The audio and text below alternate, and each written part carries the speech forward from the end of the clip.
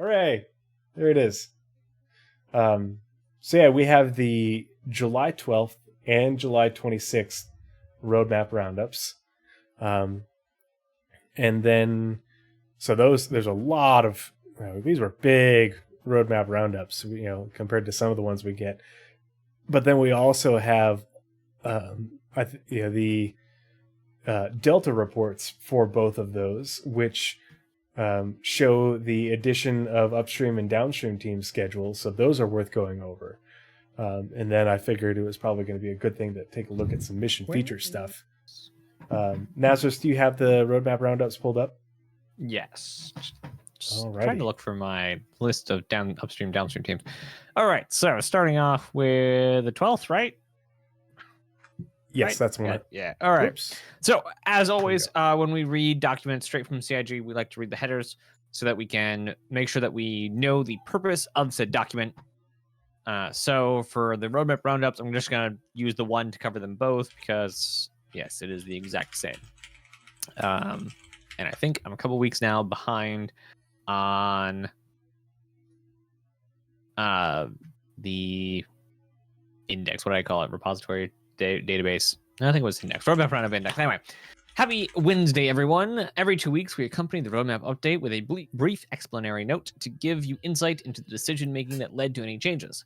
This is a part of an effort to make our communications more transparent, more specific, and more insightful for all of you who help make Star Citizen and Squadron 42 possible. With that said, let's go ahead and dive into this week's Roadmap Roundup, the CIG community team, and that is the exact same word for word with both of these. All right, so just want me to read through it all? You want to go back and forth? What do you want for it? Why don't you go ahead and read through it all, and Shiny and I can just interject as we have things to talk about. Obviously, there's a whole bunch of deliverables that showed up on these that caused a ruckus. I was going to say conversations. That too, yeah. A very conversational ruckus. All right, so release view. The following cards have been added to release view in Alpha 320 column. First one of the ones I'm most excited to see.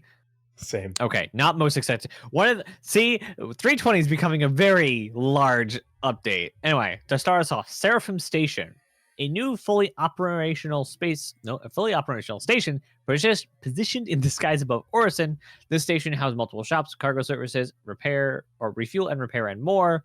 And also, it's replacing Port Olisar. So Port Olisar is being sent into the sun, and Seraphim Station is going to be the thing replacing it for several reasons. They didn't want to call it Port Olisar V2. One of those being trying to search anything, and also Port Olisar. You can't replace Port Olisar because it was the first station. So instead of trying to usurp Port Olisar and make everyone mad that the new Port Olisar is bad or good or whatever, they just call it Seraphim. It is going to be very interesting, and I don't think we're going to get any of this until it's in game. But to see how they canonize Port Olisar and Seraphim Station in the lore, how does the narrative team make this work? Unfortunately, we don't have the gameplay to back it up to make it a community event. To hey, we need so many materials to upgrade the station or whatnot or something like that. Hopefully, post launch, that will be all the big changes in the game world will be done through community events, kind of like Elite does or did. So speaking of stations, that was Morphologist just did a video about the potential end game content for Star Citizen, and one of the things he talked about was player owned or org owned stations, and CIG has said that they don't want to have player owned space stations, but potentially player controlled. And I think Morph was alluding a lot to what Eve does with their station building things, which I think would be really cool. I don't know if they're going to end up doing that or not, changing their minds, but I really do like the idea of, because they have definitely talked about there being derelict space stations or abandoned space stations, as well as same thing with underground facilities. I imagine we'll have the same, thing, derelict or abandoned asteroid facilities when that becomes a thing. And those will be, if you can't have a Bengal or a cruiser or a battle cruiser, like that's the next best thing for you to, set up a permanent base of operations. But it'll be interesting to see to what extent, if it's abandoned, can you repair it? Can you get the facilities back up and running? That's something to think about. Maybe, you can't build it.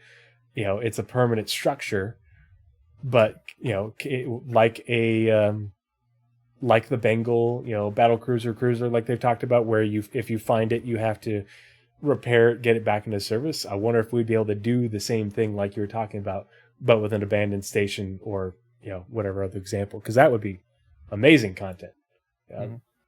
And with their supposed vision of stations becoming like space landing zones, who knows how far they want to go with how much space a single organization, not a player, but an entire organization can hold.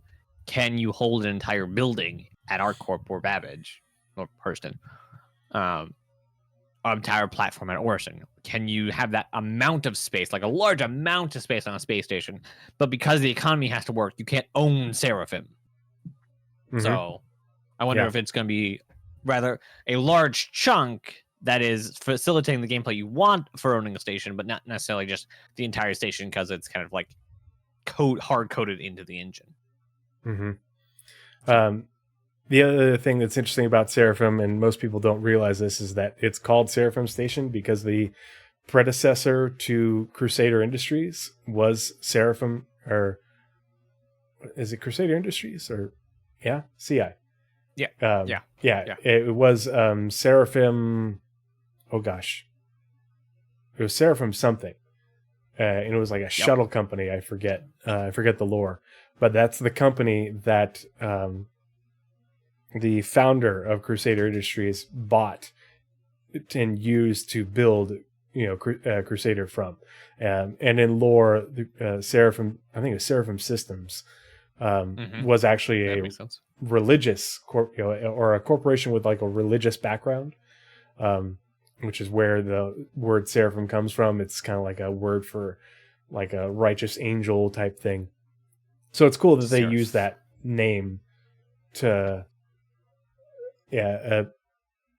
sort of bring that lore into the game and make it even more canonized, considering there's so little lore that's actually in the game right now that we can interact with.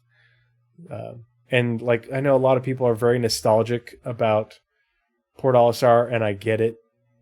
I don't share that nostalgia, but I'm all about progress, and Seraphim Station is progress, but I think a lot of people are jumping the gun with their criticism because every station we have now is not finished.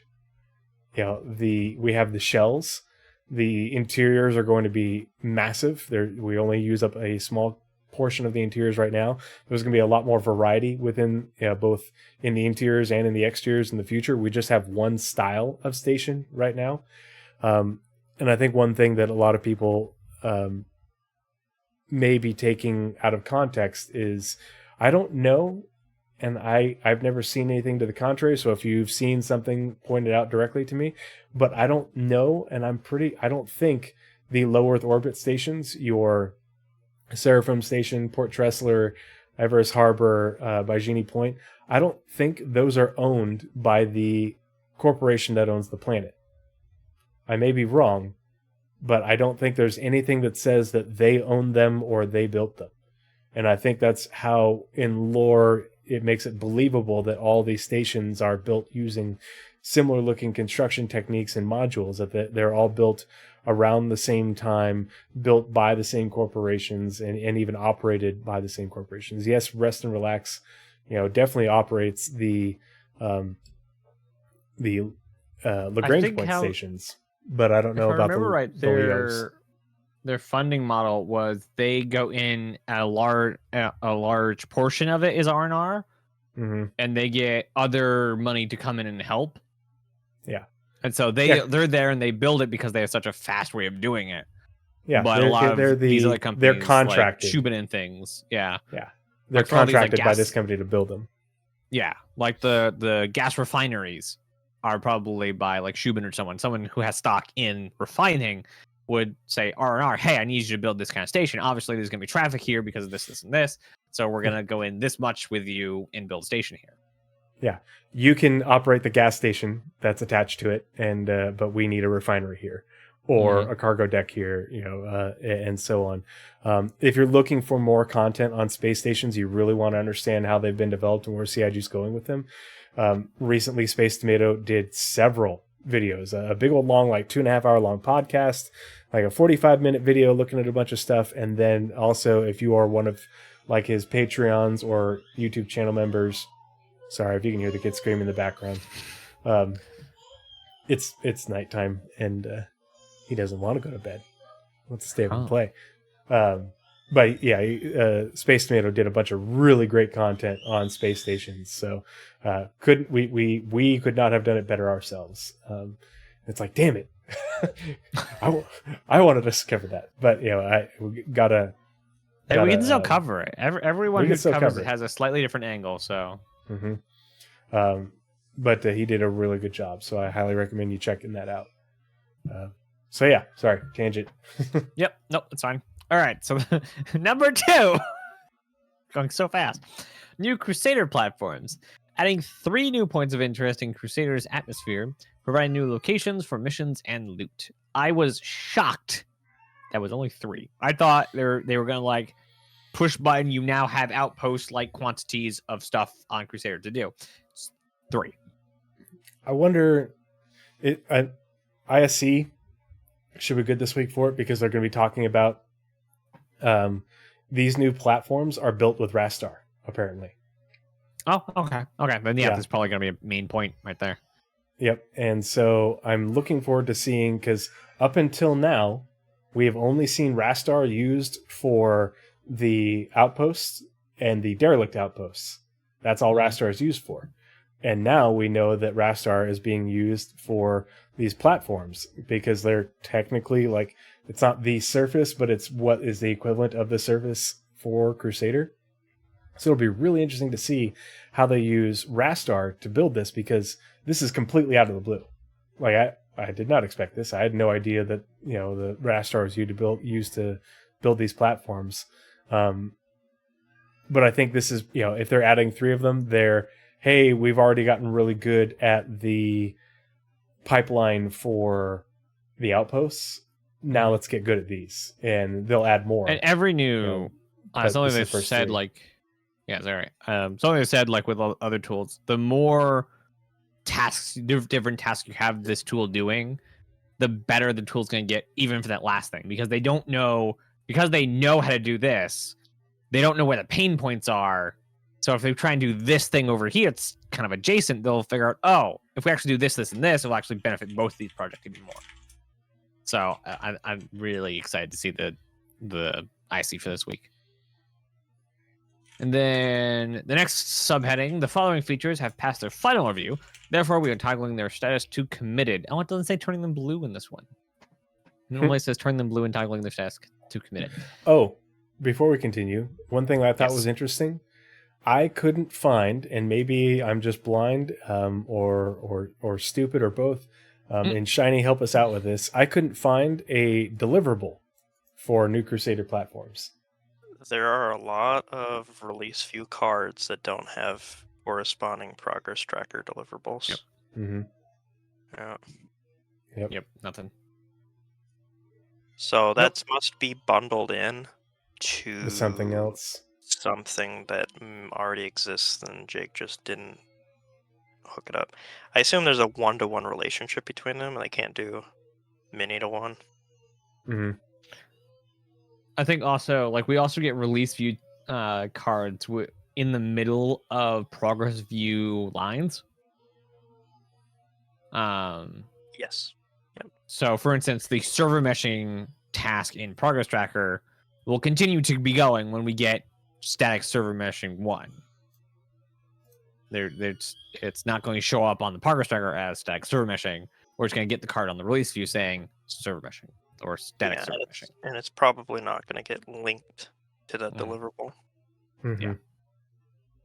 So it's probably one of those they worked on it. They're going to push it out, but it's in the middle or not directly connected to anything on the progress tracker, just in the lines of work. All right, so the first thing being added, or the first thing that is committed for 320, I believe. I think these are all 320 stuff. It doesn't say what they were being committed to, that just that they are being committed. Anyway, Arena Commander experimental game modes. These limited time game modes range from simple twists on current modes to entirely new modes. This initiative will not only allow rapid iteration of game modes to be put in players' hands faster, but also allow all teams to gather vital analytic data for specific activities, equipment, vehicles, and in-development features. Like master modes is one of the things we know is coming with experimental modes. Anyone?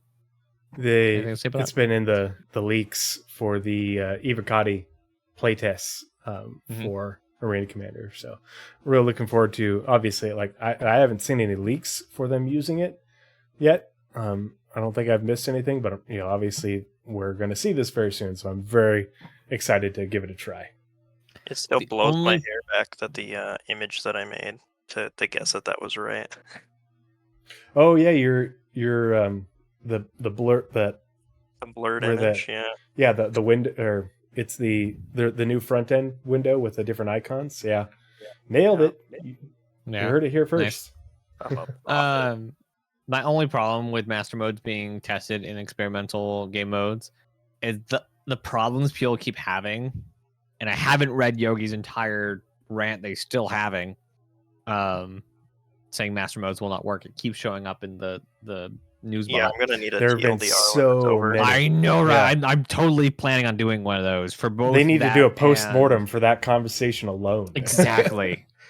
But anyway, a lot of the problems people that have brought up,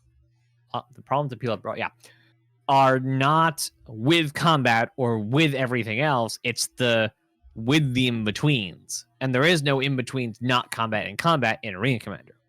There are no mining sessions in Arena Commander. There are no cargo hauling or whatever else you do. There is only combat or free fly. So it's up to the players to what emergent gameplay these things to test it. There is no real world testing that we can do for master modes in the PU. And that is a big worry I have about testing. Yeah, that's a good point. Game-wide features in Arena Commander. And it seems like they're more just testing the oh gosh, I'm brain farting about the modes, but your whatever the SCM mode is, or I think it's still SCM. Is it SCM mode still? I think it's probably just, this is what you're testing in those modes that they haven't enabled in, just to get a feel for this dogfighting at those speeds. Because a lot of things that Yogi was also saying was the gunnery mode. There's a gunnery mode or something also coming in.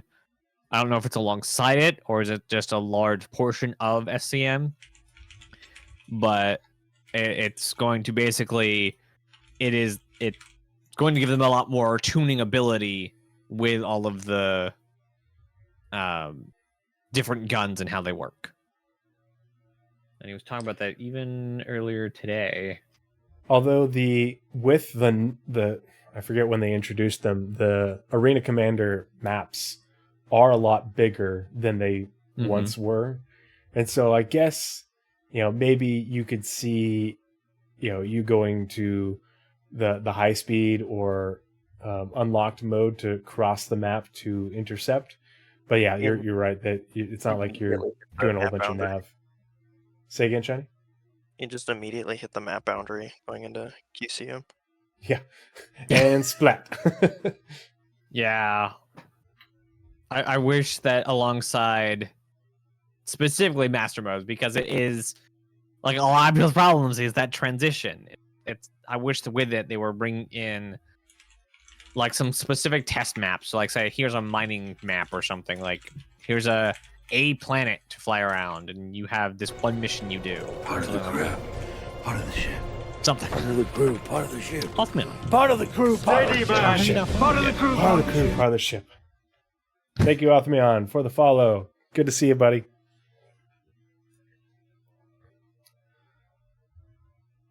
Yeah. I guess I remember you following my channel. But yeah, hi, Lothman. All right. Moving along once I find the window again. It's over here. New missions, salvage contracts, cover up. I think we covered this one of the times. Anyway, players will covered be it when it was contracted. added. Now it's committed.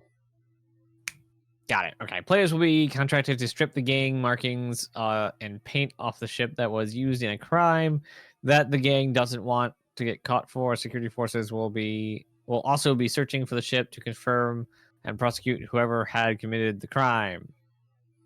I think this was committed or added just the last one we did. Yeah, it went fast. from added to committed very fast, which is, I mean, this is part of that conversation I wanted to have with you guys once we get to the scheduled deliverables timeline. Is certain things that the mission feature team are working on, they line up very quickly with being added to a patch and then committed based off of the work, and other things are okay. Well, this one had a good amount of work, and we heard about it either in ISC or SCL, and cricket. It's like, okay. The main one right now that I can think of is the unless I'm just totally having a stroke, but the resource rush. Mm-hmm. What happened? And when we get to the scheduled deliverable timeline, the work for those lines up the exact same, almost a very similar timeline as the salvage contracts. And the way they describe them is resource rush is just salvage contract, but for mining. And if it's not coming out, I can just imagine that it failed gate. Yeah, but they didn't say. Yeah. Well, no, we like them telling us that the Sentoki Eye failed its gate is nice, but it's odd. That was very odd of them to actually say something failed a gate. Most 99.99% of the time, they don't tell us when something's failed a gate. Yeah. So I imagine if we're not getting the resource rush, because we knew about it, I think 3.18, like the last few days of 3.18, we heard about resource rush. We're like, oh, is it going to be in 3.19? No, we're going to hold it another patch because we just started working on it. Okay, so we'll be in 3.20. Never heard anything about it. So I imagine it just didn't it failed one of its gates and they need to redo something, so it's not going to be alongside its brethren. And like the last thing I said when we were talking about the cover-up missions is it's ridiculous as far as lore goes because ships have transponders. Yeah, I was going to say, like, I understand what they're doing from a technical aspect. They're setting it up to use event-driven stuff that they have working currently.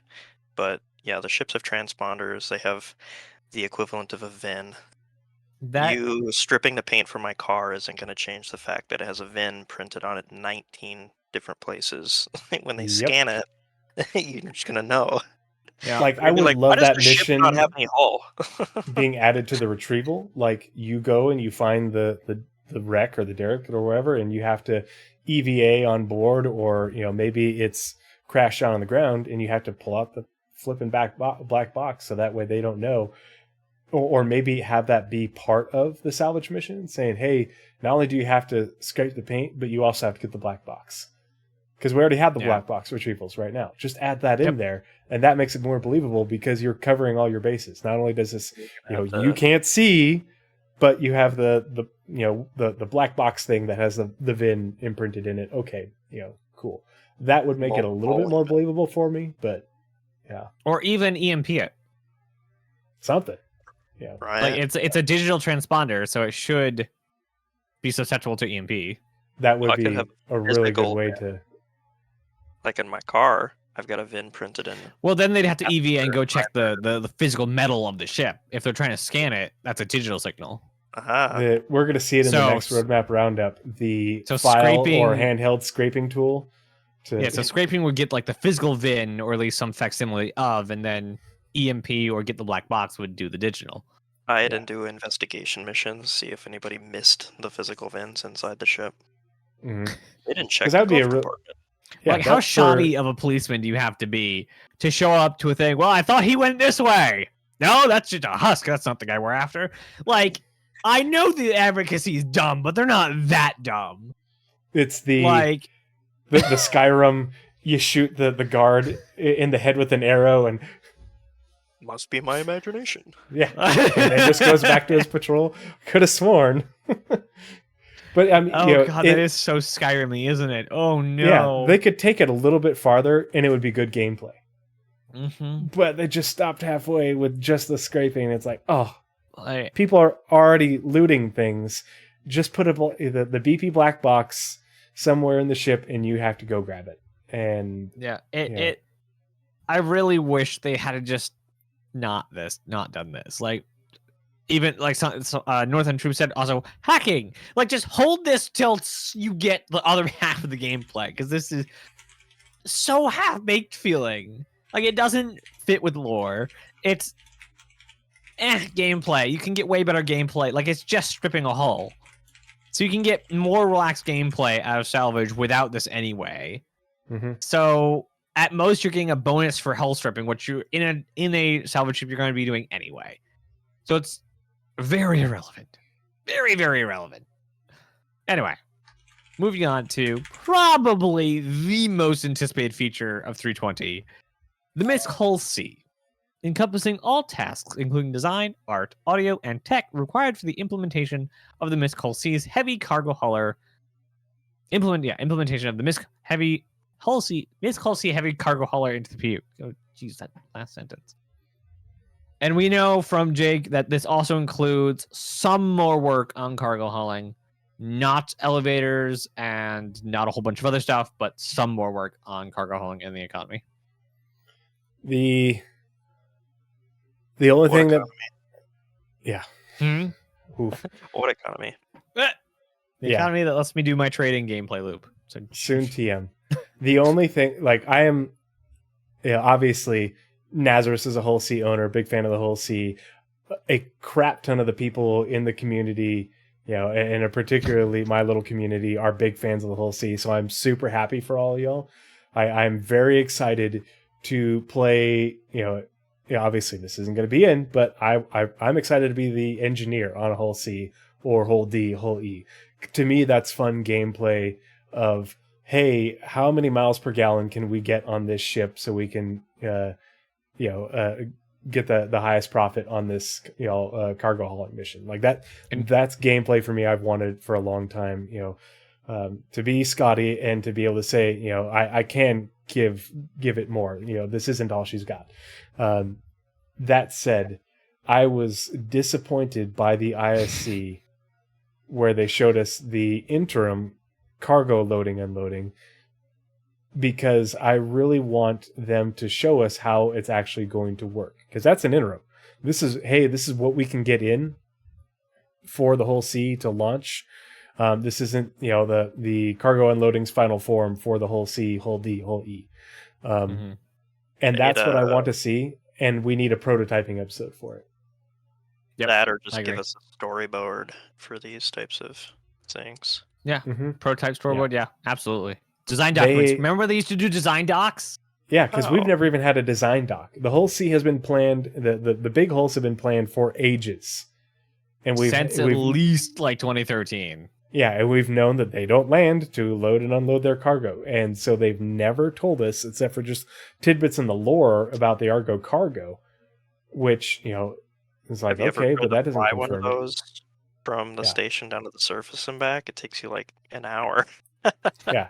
Well, they called it the intergalactic stevedore is what they called the Argo cargo for unloading larger hulls, is what was in the lore.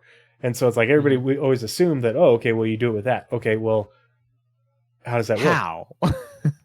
That doesn't answer the question. And so now that they're talking about doing prototyping, I'm really hoping they'll show us prototyping of what the full extent of that is. It doesn't need to be pretty. It's just like with the salvage thing. I just want to, hey, here is the idea of how it's going to work. Just show me. Because now we know that the Hull C has vehicle tractor beams. It has multiple remote tractor beam turrets. So I figured that plays into that, but they haven't shown us how that works. Because that's the other thing. Like, no one likes vehicle tractor beams more than this guy. And if I can crew somebody's Hull C and not only hang out in the engineering compartment and move this lever up and this lever down to make hull C go faster, or be more efficient, or be able to do longer jumps.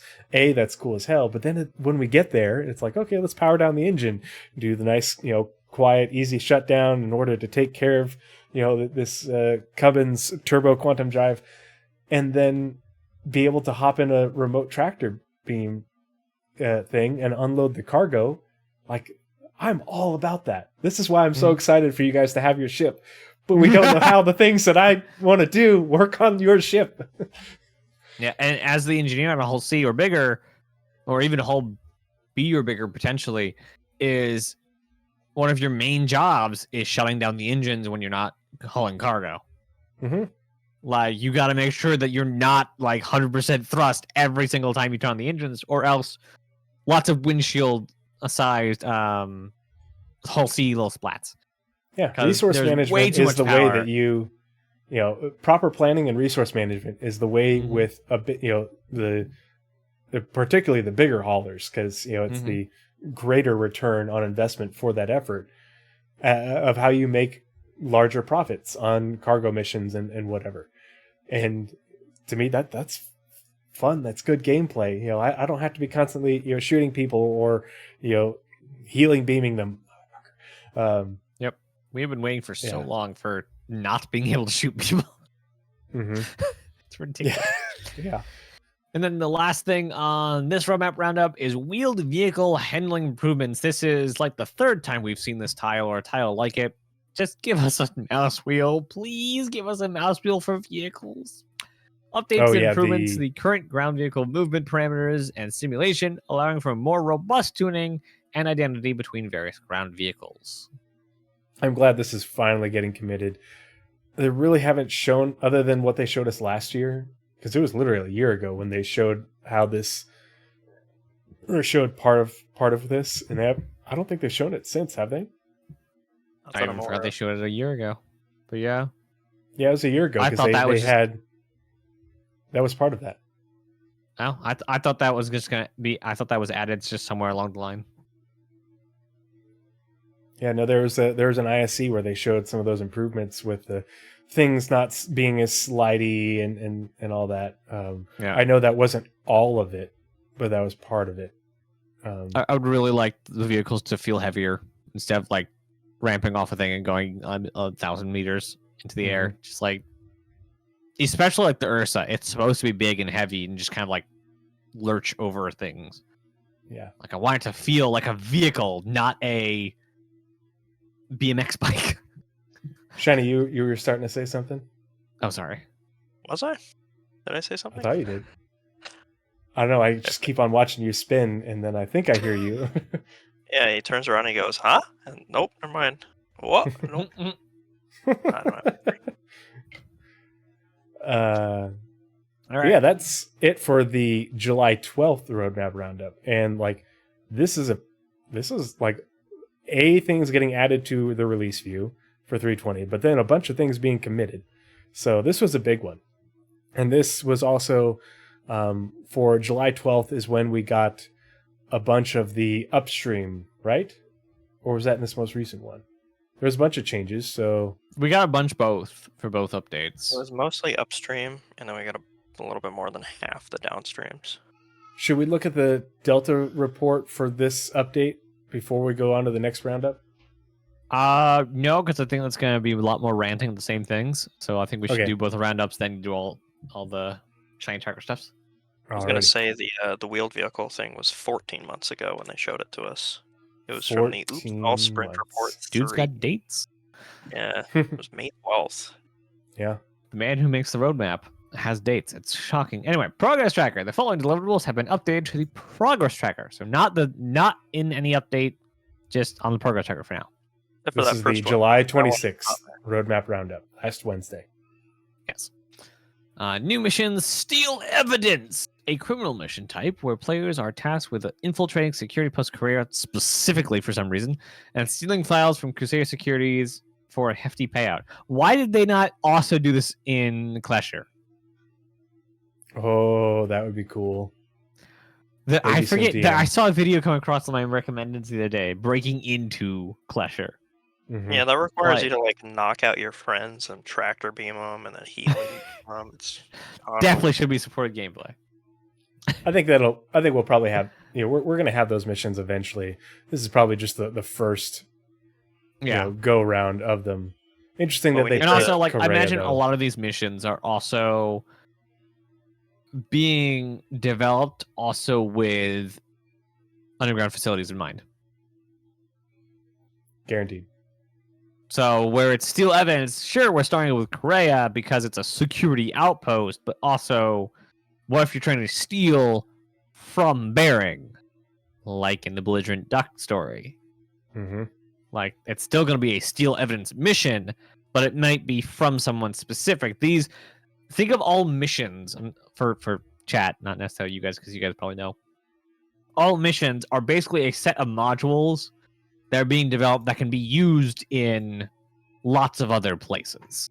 So where you have the steal evidence and all of its intricacies that go with it, it can be used in many different places. Let's say a legal one where you're trying to steal something from bad guys in Pyro for the advocacy, and the advocacy don't want to show their face on Pyro because they've been murdered.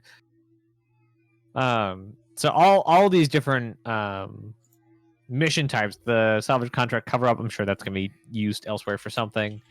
Cargo hauling, steal evidence, steal recover, restoration contract, shop. Oh, that's reputation. So like, and all the ones we've gotten so far, like all of these things are working on a library to put into eventually the dynamic mission system. Yeah, they're all just event hooks.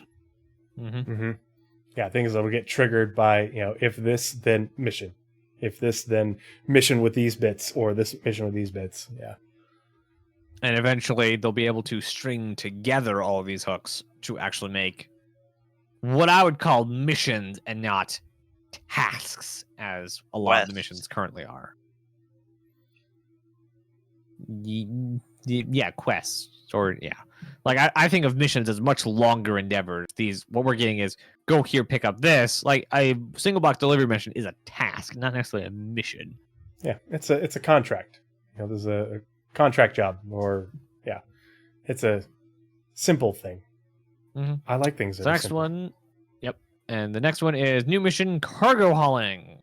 So again, this is only on progress tracker, not as far as we know coming in 320, and probably not. We're pretty close to 320.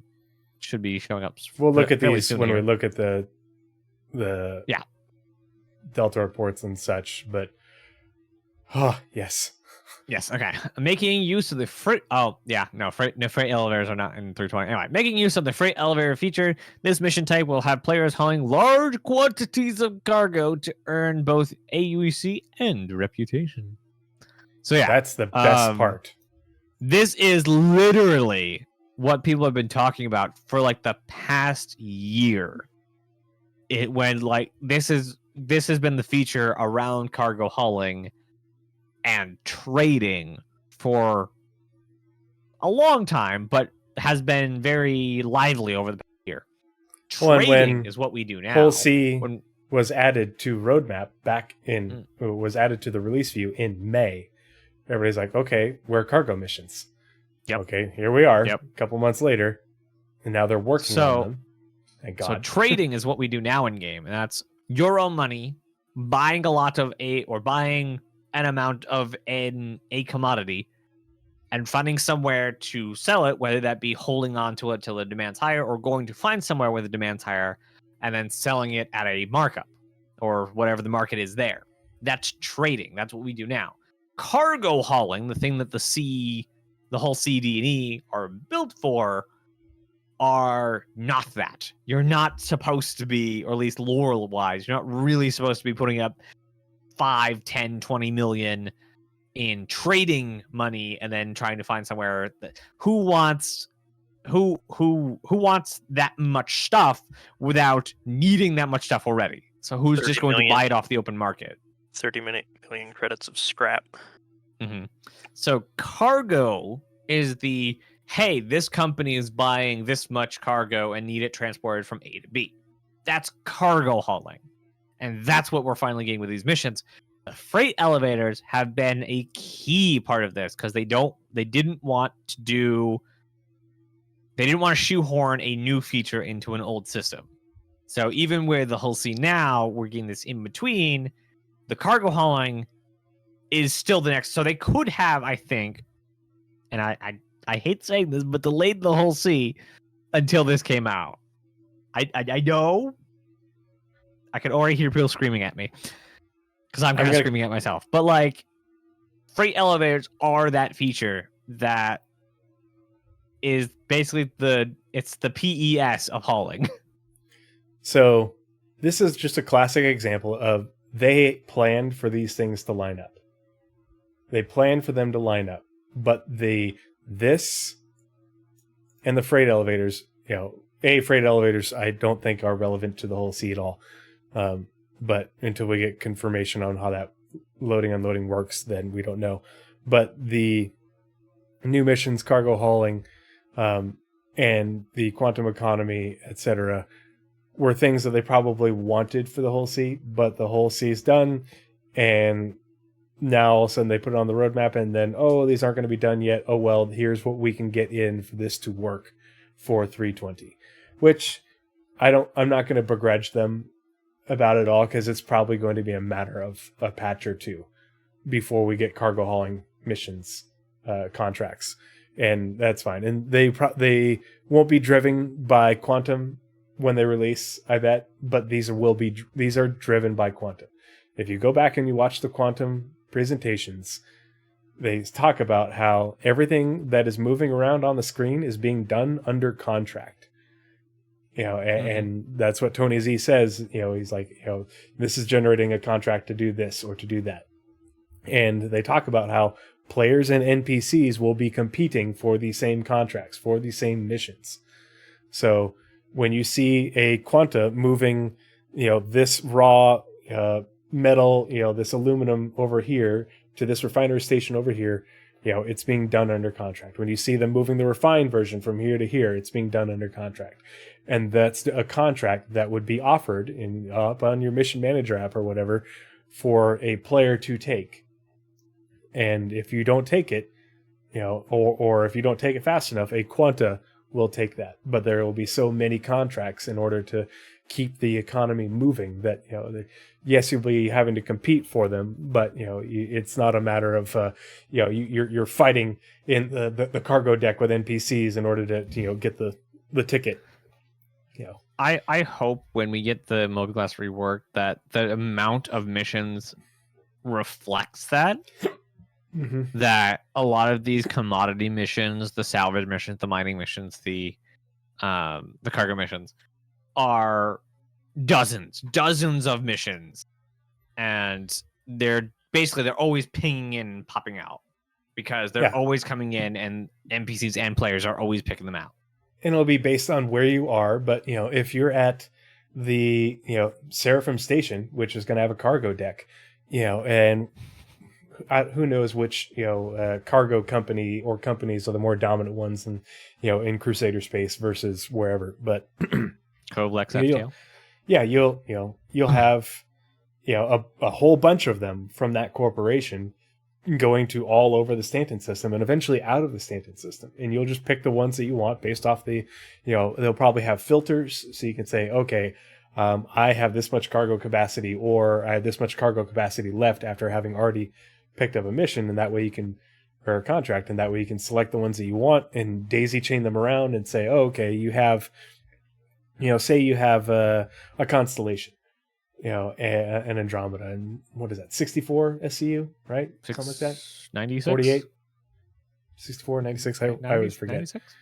Keep throwing numbers. And so, several dozen SCU, and you could split that around between multiple different contracts in order to get your cargo hold as full as possible, pick the ones that are going to the same destination or near destinations, and daisy chain. And that's how you make money. That's how you're more profitable. That, along with being efficient with your ship and your expenses. But I also hope with the mission manager rework, they're also going to give you a distance to player filter. So if I'm in Babbage and I sort by just within my 10 million kilometers, it's just going to get me missions going out of Babbage. Mm-hmm. But if I say, okay, give me the Stanton system, I'll see all the cargo missions within Stanton, or all of the bounty missions, or all of the whatever missions we're doing. That way I can say, oh, I know that mission is farther away because I can filter it and it goes away. That would also be really good for when we have multiple systems too. It'd be like, okay, I got a contract, here at Seraphim Station, and this one is going to take me to Castra, and I need to see if there's other contracts, but I'm not full up. I've got more space. I need to see if there's other contracts within the system that I can pick up before I leave, in order to, get more full. And then maybe you make a stop to refuel in Terra and try and pick up another contract. But it's the same, other games have done this many times. It's just faked. Whereas this is a full on real demand. version. Yeah. A full on demand economy that generates the contracts to move these things. So, and, there was something I was going to say. Nope. It left something about that's like the biggest thing we have problems with is like when we're doing missions or we're looking for missions in the game right now, it doesn't say this is around this planet, so we see some of the ones that are elsewhere, but for the majority of missions you have to actually go to that planetary system to find those missions. So if you're in Crusader, you're not going to see the A90 missions. They don't spawn over there, so but you'll see bounty missions from anywhere. Yeah. So hopefully we'll get a filter for that. Yeah, they don't tell you until after, some of them will tell you, but a lot of missions don't tell you. And you pick it up and then you're like, oh, this way the hell over there. Yeah, or you don't understand that there's like dozens more missions because you have to go to the other planetary bodies. Mm-hmm. So, yep. All right. So next one being new mission, steal, recover cargo. So this is not the same as steal evidence. So this is steal and recover cargo. Steal and recover cargo missions will see players recovering and or stealing cargo from both derelicts and active ships, then hauling the cargo to its intended destination. Interesting. I'm pretty sure that somebody was talking about this. One of the devs was talking about this. Somebody had thought perhaps that this was going to be against players. It's not. I'm finding the NPCs. Reddit post right now. Okay. I'm trying to. I thought it was today. I thought that was a Spectrum reply. Well, yeah, Spectrum reply. It's in the Star Citizen news channel. Let's see where. Yeah, you'll find it eventually. So it's another flavor of cargo hauling. Just the difference is how you get there. Instead of starting off with cargo, you need to go find your cargo. This is gonna be your cutlasses, your caterpillars. This is where those guys shine. Cargo hauling, Holstein, Hercules, win that every time. It's gonna be a lot harder to do that with those big ships, to pull up next to a ship and chuck everything onto. That's what the caterpillar is built for. And stuff like the whole A and B are much more easy to pilot into interesting situations, but also not a lot of guns on them. So it just gives a little bit of flavor in with your cargo hauling. Okay, what you got? That's not the right post. It's related to it. Oh, here it is. It's the other one. So this is actually in the Roadmap Roundup Spectrum post for this nice. Roadmap Roundup. And someone asked, here we'll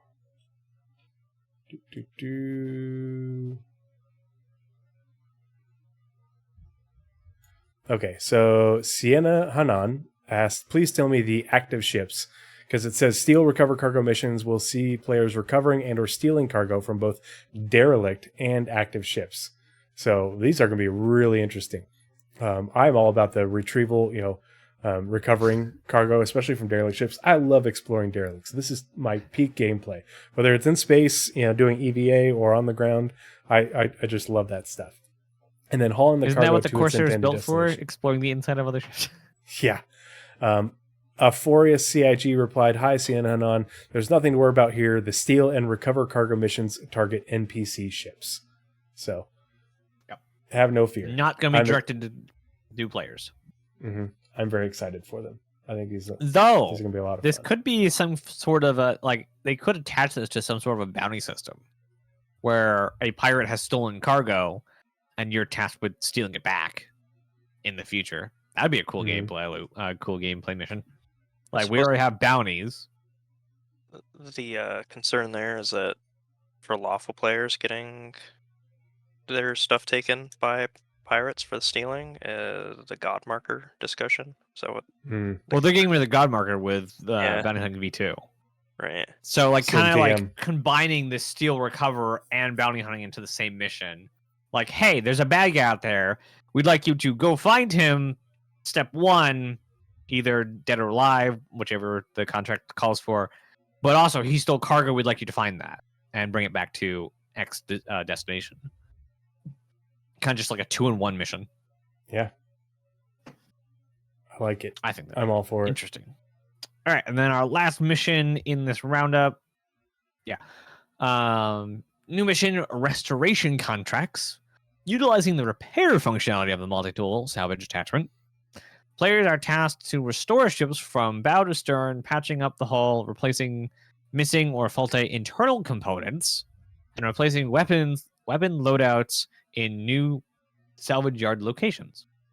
I'm curious for that one where you're going to be getting the stuff that you use to repair the ships. Do you have to go and salvage a different ship, or can you buy that with this?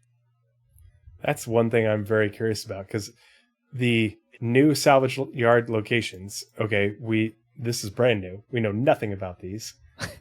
And so, yeah, you get the contract and be like, okay, well, here's the material and here are the components and weapons. Go put them on this ship over here that's been stripped, and has a bunch of holes in it. Or, like you said, do you have to source these things yourself? Or the other thing I was thinking about is... So it's not the industrial salvage tool. Like, are they giving... Where do you have to do a salvage mission to get the you just take multi-tool salvage up. gel? The other thing I was thinking about is, I don't know if you guys have ever heard of pick and pull, or a thing like a pick and pull, where you have this car, this 99 Honda Civic LX or something, and you go to pick and pull and you just look for all the Honda Civics and you're looking for different parts. Okay, so maybe the salvage yard. The other thing I was thinking, kind of like the box missions where you have to go to different locations to pick up different boxes and then take them to someplace. Well, what if the salvage yard has like 3 derelict cutlasses? You have to go pick up a fender. Yeah, that makes a lot of sense, actually. Yeah, they'd have different partial loadouts, and you need to source the things from those to create a full cutlass. So are we finally getting the actual salvage yards then, with the actual broken down ships that we can actually go to repair our ship and get components for our ships? That will eventually evolve into being able to buy used ships. Yeah, I bet money that if they're working on these contracts already, and we'll pull it up when we look at the scheduled deliverable timeline. The other thing is, we're not going to find a deliverable for the salvage yard locations, or they'll add it soon. But Shoot Magna basically described how Drake makes their ships. It's a restoration contract, but we're actually just Drake factory workers. Nice. And the factory line is a salvage yard location. I wonder how they're going to implement these in lore. Are we flying someone's ship over to a salvage yard and repairing it? Is it nearby and we have to go commute to a salvage yard and bring back the stuff? Do we have to pay entry for these salvage yards? Or is it somebody has put their car there and it's up to us to go and be their mechanic and fix their ship? I have so many questions.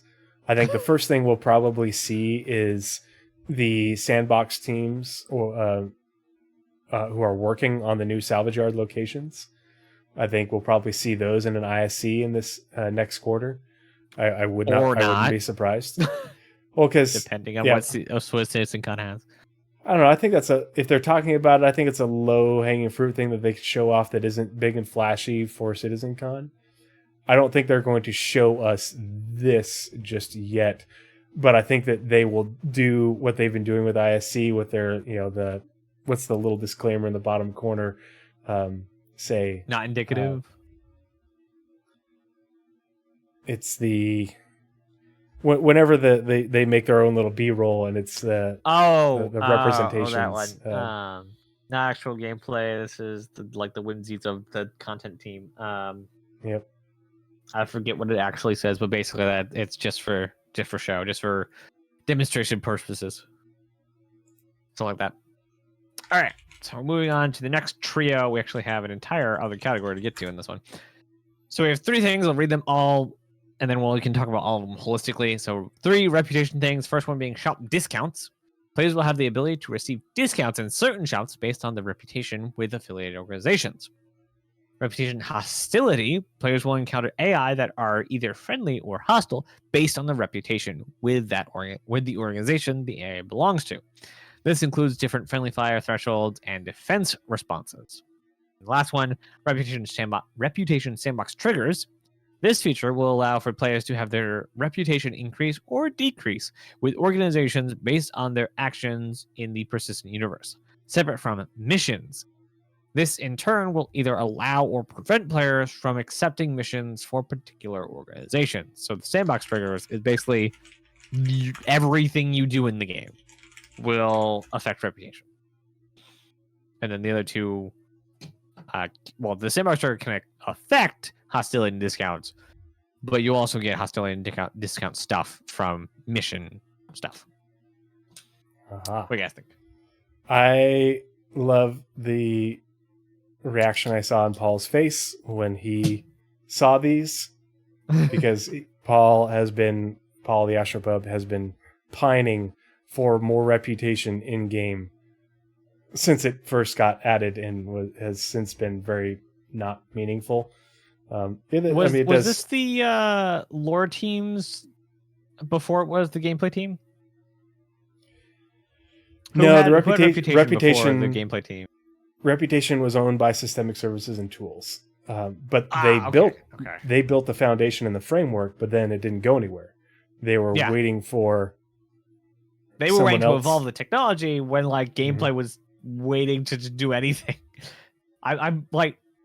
The gameplay team, the mission feature team, is just so on because their tasks are very small, but have they're the mission feature team builds like Lego, little things that will eventually build big things, and so they're able to just throw out stuff one after the other, and they can circle back and start weaving these things together into a much bigger structure. Everything, now that they've taken over the reputation system and they're able to use that framework to make meaningful stuff out of it. So say we all. But everything that the mission feature team is working on is so impactful because now they've got the modular mission system, and so they're working on all these missions, and so far churning them out at a pretty good rate, and I imagine that will continue. But they're also working on making reputation more impactful. Everybody's like, "Oh, thank God they're building." No, the reputation system was already there. It just wasn't hooked into hardly anything, and that's where these teams come in. But that's it's so awesome that everything they're doing is so impactful and likely has a pretty decent turnaround time because the framework for these things is already there. They're just taking the Lego pieces and putting them together, like you said. And that's a huge win for us. Yep. The better CIG gets out the job, the more we win. Yep. I noticed in the comments a number of people got ads and were bummed about missing things. I don't think you missed too much. But if you hate ads like me, you can subscribe to the channel. You don't have to see ads, and all the money goes directly to charity. It doesn't buy Trees coffee in the morning, which I don't drink Starbucks or anything like that. It goes to charity. So it's all for a good cause. I'm hoping to be able to stream more often and everything. I wish I could make more content for you guys, but just know that any monetization from my content goes directly to charity. So if you hate ads and you don't want to watch them, then subscribe at the cheapest level, and you don't have to see ads, and you know that it's going to a good place. So we appreciate you, even if you are suffering through ads, that you suffering through the ad, that goes to charity as well. I don't even know what ads I get. Why, I hope as they're a decent. society, have we accepted ads as a thing? Like, we don't have to accept this, but we do. I loathe them. Everyone does, and everyone's like, I hate this. I hate this with every fiber of my being. Guess I'll just wait till it's over. Just like, I guess like there is no like obvious alternative. I mean, there is ad blocker. That's a thing. Yeah. But like, Yeah. I don't know. Like, as on whole, by and large, society has just rolled over on this one, and it's a holdover from TV that we've all like just held on to. Like, guess we just do this now. Yeah, YouTube But, has me like, over a barrel. I know I paid for YouTube. I don't watch any ads in YouTube. Like, it's like, oh, I'll pre-download this video that we probably want. Now, I don't want you to download any videos. I just don't want to see ads. Go away. Yep. I do that. Like, Not seeing I don't ads, use and then anything the other about thing. YouTube. The other thing about YouTube is because I'm a big fan of Paul and the Astro and Space Tomato, and they have long form content as well. Is I can download the Captain's Table or Office Hours or Citizen Central. Become best friends. Yep. Thank you so much for the sub, Chew Magda. I appreciate you. Thank you so much for supporting StackUp.org and the content that we do here. But I can download those things on my phone and listen to them when I'm driving around in my car, listen to them when I'm at the gym, listen to them when I'm running, listen to them.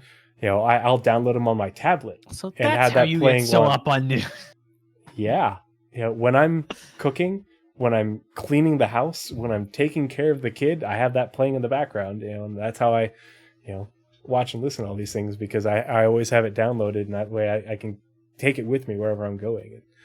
That's a good way to like distinguish our pools of knowledge. You're good up on like current news, and then I'm good on archived news. Like I've been here for several years, so I've had the time to sift through it all. But I don't watch nearly as much like day-to-day content on it. My job helps with that too. ShinyHobo just donated $15 to StackUp.org. Thank you so much for the support, ShinyHobo. You are a legend. The greatest, shiniest, and most legendary hobo there ever was. Thanks, buddy. I appreciate you. I don't know. I think the entire founding of the U.S. would have him beat now. They were all hobos at one point. No, I see lots of homeless people in my line of work, and yeah. That's sad. They are not shiny.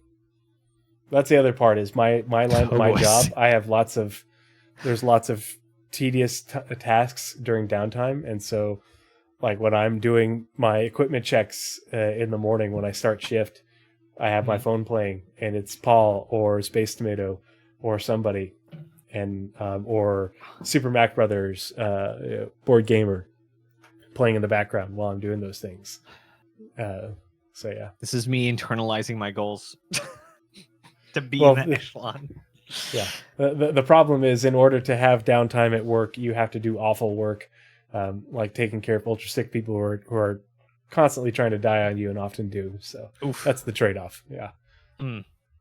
No, I have the kind of downtime that nobody orders a product from our specific store. I love on Salty slow Mike. days. Rhetoric. I do watch some of his things, like his weekend reviews videos. I don't watch all of them. It takes me so long to like build up the chill to watch his stuff, because most of the time he's good, he's decent. Yeah, but I can't watch the things where he's interacting with his community. I can't. Most of the time, I just like even a lot of New Fire stuff. Not New Fire. New Fire is great. Not New Fire. Morphologist. I still have to like, okay, put out a video. Let me watch it. I still didn't get through his station one. I have a very, very fragile state of mind, apparently. Yeah. I love Salty Mike. So I was on the, what is it, Citizen Central? Is that the name of the podcast with Space Tomato that I was on this last weekend? Sorry, tangent. I need to watch that. Yeah. No, go ahead. I was up at 5 a.m. my time on Saturday morning because I had student conferences for an academy thing that I'm part of the faculty for. And so I had student conferences because I have a whole bunch of students who are on the East Coast. It's a remote thing. And so I was up at 5 a.m. to have a 5:30 student conference. Well, at 6 a.m., halfway through the conference, all of a sudden Discord pings in my ear. And I'm like, who the hell's hitting me up on Discord at 6 a.m. on a Saturday? And it's Space Tomato. And he's like, hey, man, I saw you were online. I hate to bother you, but and I had like 30 minutes left on the conference, and then I was going to go for a run and listen to Citizen Central live, because it was supposed to be Board Gamer, the Astropub, Paul Shelley, Salty Mike, and Morph, and I was like, oh, that's quite a cast. I want to listen to this live, and I was going to listen to it live while I was running, and then Space One hits me. It was like, hey, Board Gamer hurt his back. He can't sit down in his chair. Oh no. And I saw you're online, and you're like the only person who is awake and online right now. Any chance you're free this morning your time to be on the show? I was like, yeah, I can probably make that work. I'll just skip the run and go to the gym later. I was like, how? I was like, what are you talking about? He's like, in 30 minutes. I was like, 30 minutes. And so I'm in the middle of a conference Coughs call. Up, morning drink, slams down the keyboard. Literally what I did. And so. Yeah, and so my students, are you okay? I was like, yep, sorry, I had a message come in, an email that I was not expecting. And I can do fun stuff, guys. Yeah, I had to set everything up, while I'm literally looking at the camera, talking to the students, while I'm also peripheral vision looking over at this screen, getting everything set up so that way, as soon as I get off the call with them, we're 5 minutes before the podcast starts, and so I hopped on, but it was a very long podcast, which, no surprise with the four of us as guests plus Space Tomato, but had a really great time talking with everybody, and sorry I had to go out about that because it was the first time I've gotten to talk with Salty Mike, which was a big deal for me because I've been following Salty Mike since the beginning. And, and obviously, big fan of Morph, been following his content forever. You guys have seen me on Paul's show before, and I've been on Space Tomato stuff before, but it was pretty incredible to be on there with all four of them, and had a really good time chatting. Yeah, he hasn't posted yet. I will admit I did come off saltier than I normally do, just because well, we're talking about things that I am critical of CIG for, and generally we don't talk about those things very often on this podcast, but mostly it's because of communication stuff or prioritization, which, I have critiques of CIG, but I also love CIG. And so, I feel like it was pretty balanced, a pretty balanced discussion. Well, the second he posted, I will try and watch that. I just queued up like 10 different videos that I need to go watch now. The only videos that Salty's that I can of Salty Mike's that I can watch are where he's not interacting with his community. When he's live and interacting with his community, I can't do it because his community is way saltier than he is. Like Salty Mike is like low sodium soy sauce. It's still salty, but it's not nearly as salty as the full tilt soy sauce. I like going in there and stirring shit up. Oh yeah. I think that's like half his community, and so everyone's in there always stirring crap up. So it's always super salty, and just like sometimes, like I've been in his streams a couple times. His community, like the chat is most of the time repulsive, not like in a derogatory way, but like it is there to get people back to leave, to go away. Yeah, but he's generally a very balanced guy. I just think that, when his community is coming at him full tilt like that, it drives it in a different direction. But they're good at critical thinking too. Yeah, but I really appreciate his point of view and the things that he says. So, yeah. Where's that one from?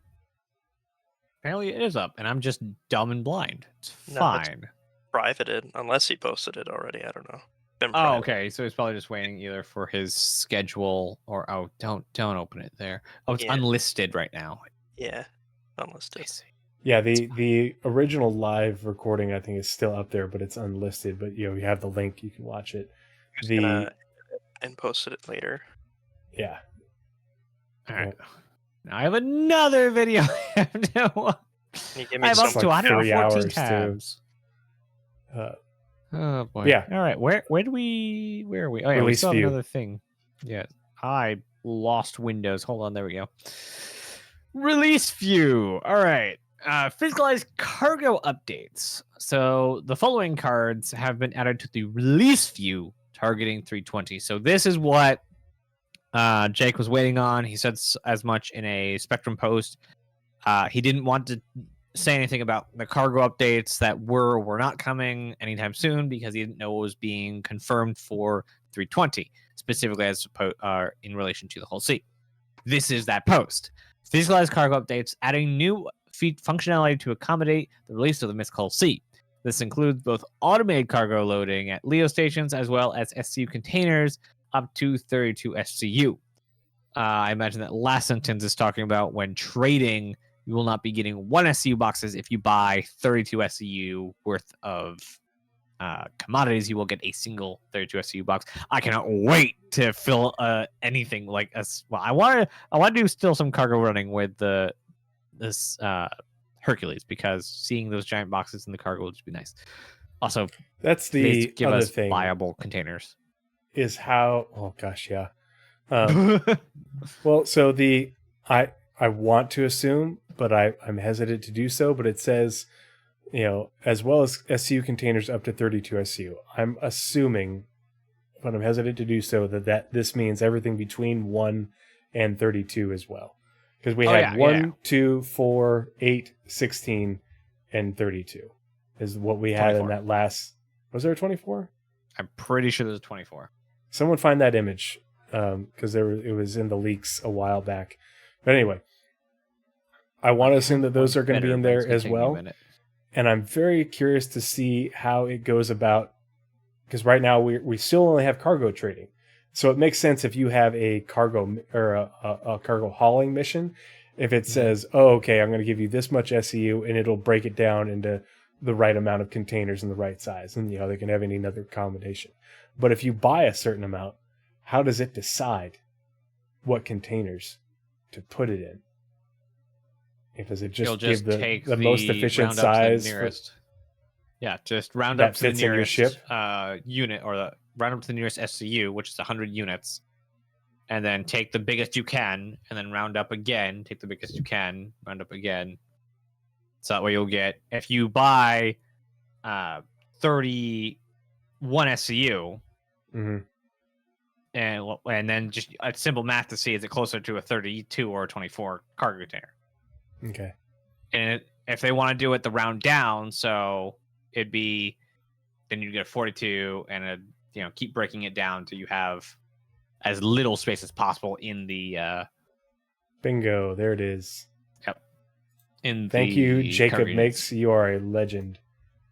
Nice. Okay, so this is the one. The NoForge org. Ah, sweet. He's Welcome. actually Glad to have you. COO. There we go. Okay, so if you're the COO, has Nazeris given you an office yet? Does he let you decorate it? Dude, he was in charge of building the office. Okay, so 1 SCU, he has been, 2 SCU. Like the most helpful person, like, because he's basically like, okay, I want to like do this org thing now, and I want to like do this thing. I'm like, I already have one. It's called NovaForge, and he's just like, okay, went to work and just been hammering away at it. I have a corner. He's the in reason his why office. we have an org right now. You have your own little like sleeping pad or something. I put a pillow and some cardboard down. Yeah. 1 SCU, 2 SCU, 4 SCU. So this is 8. So this must be 16. Okay, so that's 24. Yeah, because that's same height, and this is 32. So yeah, splitting the difference. Okay, cool. Yep. Interesting. I have an old file somewhere. I'll have to find it eventually. I actually modeled them out in CAD in a program called SketchUp. I'm going to along with some other identifiers, people. And cars. Okay.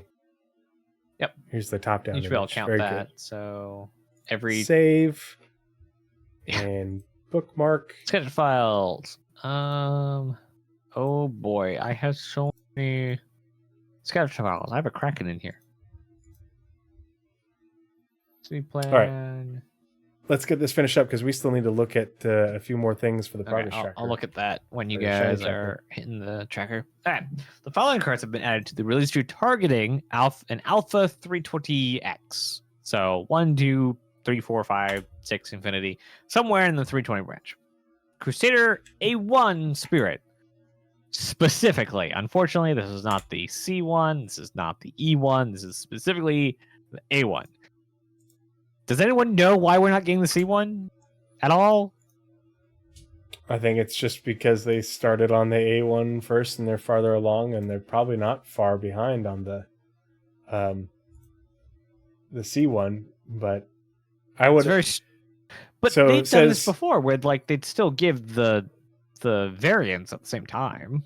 Yeah, that's people have said tractor beams, and I'm like, I don't think they'd hold it for tractor beams just because we have other ships that have tractor beams that are in, and it doesn't need They're adding them. the Hussey. Yeah.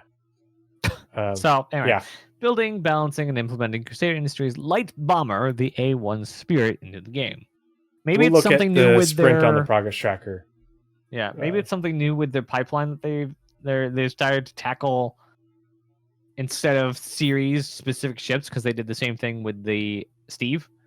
They said we're going to build the Steve, not the utility version and the other version. That they specifically said that they're going to build this one, and same with the Cutter. We're now getting where it's leaked or supposed that we're getting variants of the Cutter now. So they put out the Cutter, and then they're going back to variants. So maybe it's something updated with pipeline that they failed to mention somewhere. I'm going to go pee. I'll be right back.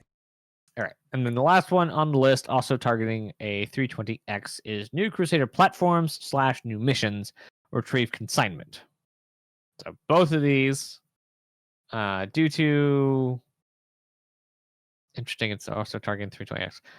Due to encountering several issues with Rastar while setting up locations, that's their queue for the Crusader platforms, these two deliverables did not pass their final review and needed additional work before they're released to live servers.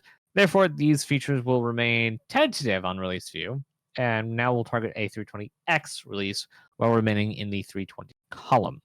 So, new platforms, yes. Mission retrieve consignment, yes, but not till the 0.5 patch between 320 and the next major update.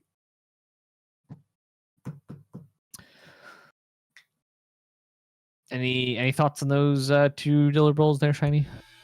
Not on those two, but on the Spirit, I suspect that one of these 15 teams that I listed out for free earlier today must be working on the Spirit, because it doesn't look like they're working on it for like 4 months, despite the fact that it's confirmed or added for a 320X patch. Yeah, that's interesting.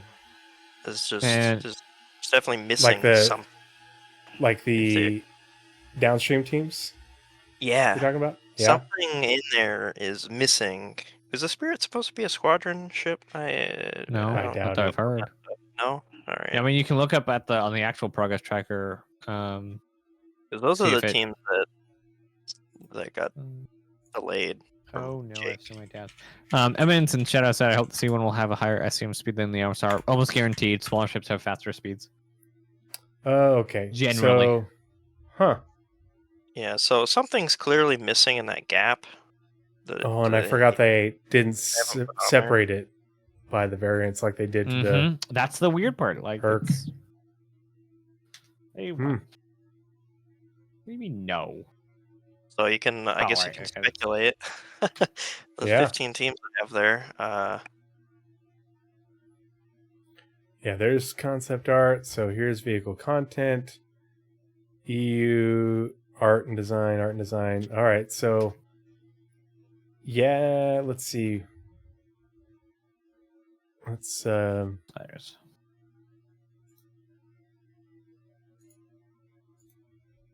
Yeah, and it is not labeled. It is labeled only as a Star Citizen, not a Squadron 42. So no Squadron stuff. Let's see. Excuse me, cat.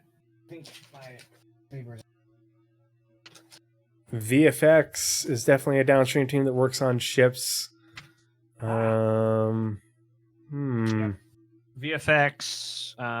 vehicle feature, vehicle experience.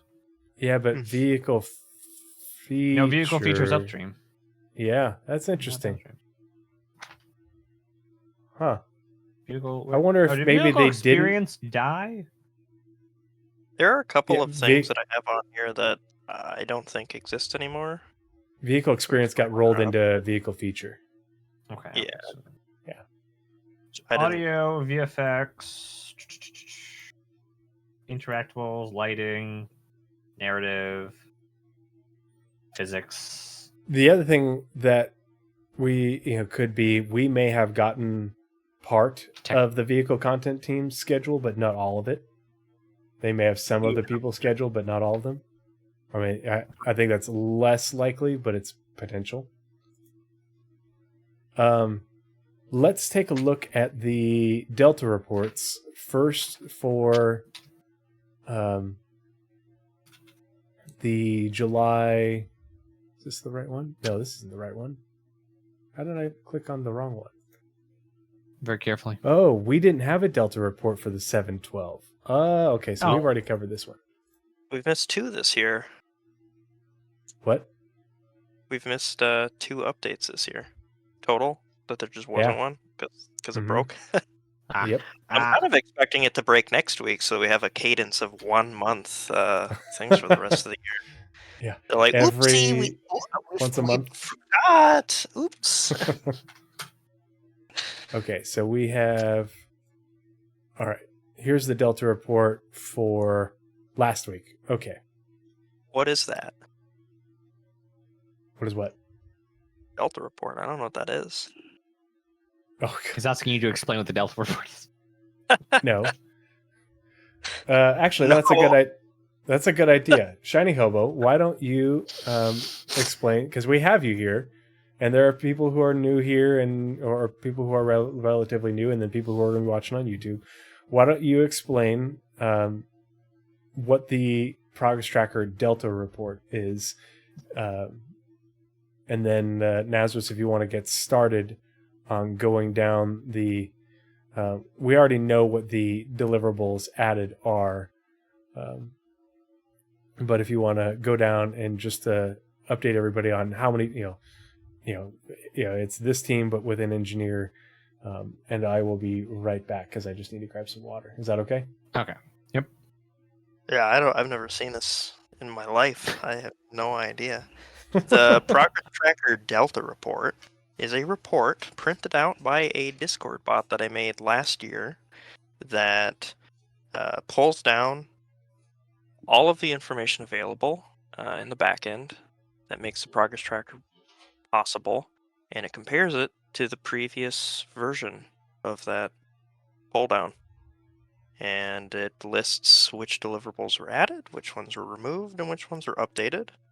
Those include card details, like release view card details, descriptions, how many engineers are working on them, the number of tasks that they have, and then I do some magic math associated with part-time and full-time work to make a guesstimate of how much workload that is for those developers. And also I put the pretty pictures in there and say which release they're in. Yeah. Which culminates in very helpful information that gets us a much clearer image of what's actually being done. Yeah, it's a change log. Very numbers heavy change log. Yeah. But it's super helpful to see not just what shows up on the Roadmap Roundup that added or was removed or delayed, but what actually changed deliverable by deliverable. Yeah. And the Progress Tracker is never going to have a change log, but a lot of times these changes are not very apparent on the Progress Tracker, and so it makes it very confusing. Now, Jake wants a lot of this visibility to be on the progress tracker eventually, and that's the plan. That's why this information is built into the progress tracker, and he inputs it, because eventually it will have a lot of these features, but it does not for now. So thankfully we have ShinyHobo to illuminate everything for us. Yes, we can tell you what the different tracker symbols mean. Yeah, there's the link. There you go. All right. So going down the list, we have deliverables added, Ring Commander experimental modes. The following teams were assigned. The Ring Commander feature team began work on 2023-0102 with 1 engineering dev having 5 tasks. It's interesting that it's taken this long to get it added as well. If they started the work back in, I'm guessing, is this January 2nd? I think so. February 1st. Shiny. I don't know how they do their dates. The reports that I make, I have no idea, man. Let me look at it. What do we? It must be January 2nd because this is March 29th. Yeah. It's year, month, day. I did it as a universal thing so that people overseas don't have any problems reading it, but it still trips them up. All them Excel foreigners. defaults to defaults to month to year, I think. Yeah, So that's what I'm most familiar with. Yeah, so Even year, though I month, had to... day, and also part of that was because of character limits in Discord, and I just never got around to updating it. It's like I would just use a full month name or something. Huh. I don't know. Nobody's complained about it to me, so I changed it. Makes sense. I just like watching. broke. I like Paul. He's like, is that September or November? It's around there. Whatever. It's kind of like the fun brain chemicals you get when somebody's trying to pronounce your name and just bring it up every time. All right, the next one we get is Ring Commander front end update. Replacement of the current electronic access front end. The following teams were assigned. A Ring Commander future team began work on 2023-0329. 1 design dev with 5 tasks, and 1 engineering dev with 5 tasks. Interesting. Nice. And the next one being Ring Commander new racetracks. The following teams were assigned to Ring Commander future team. Began work on 2023-0329. 1 design dev with 5 tasks. Yeah, and those 3 Arena Commander deliverables would have been added in the previous one when it last broke. Okay. That's why we're a bit late, because they broke it. Yeah, and then also one of the ones that are in the Roadmap Roundup this time is missing. Steel Evidence is not on there. So they're still broken. Huh. It's less broken than it used to be. Interesting. Yeah, So a cool thing about this whole thing is that not only does Jake not have the support to update the website himself, he's pretty much forced to use my website to proofread his work after the fact. Oh no. Well, again, you're being a service, I guess, not only to players but also developers themselves. I guess that's Yeah. they should be paying you. I hope there are some CIG devs on your was it Ko-Fi? Yeah, Ko-Fi. Not yet. Oh boy. I'll make sure to get Shiny a patch once they arrive. Yeah. That's the next one your being- holiday bonus. The next one being new missions, cargo hauling. The following teams were assigned mission feature team, beginning work on 230630, and narrative will begin work on 230811. So in 11 days. Neat. Next one being new mission restoration contracts. The team was assigned a mission feature team, began work on 0630 of 2023. Yes, I'm going to start reading these all sorts of different ways. New mission team, steal, recover cargo. The following teams were assigned mission feature team, began work on 230630. 1 design dev with 3 tasks, and 1 engineering dev with 4 tasks. Reputation hostility was added. The following teams were assigned. Mission feature team began work on 230630. A lot of stuff was kicked off in 230330 or 230630. Reputation sandbox triggers. The following teams were assigned. Mission feature team began work on 230630 with one engineering dev. Reputation is shop discounts. Is it one engineering dev? It is. Is it mission? It also is. Began work on not 0630 but 0727. See, they want to throw you a curveball there. You think, is All it right. all the same dev?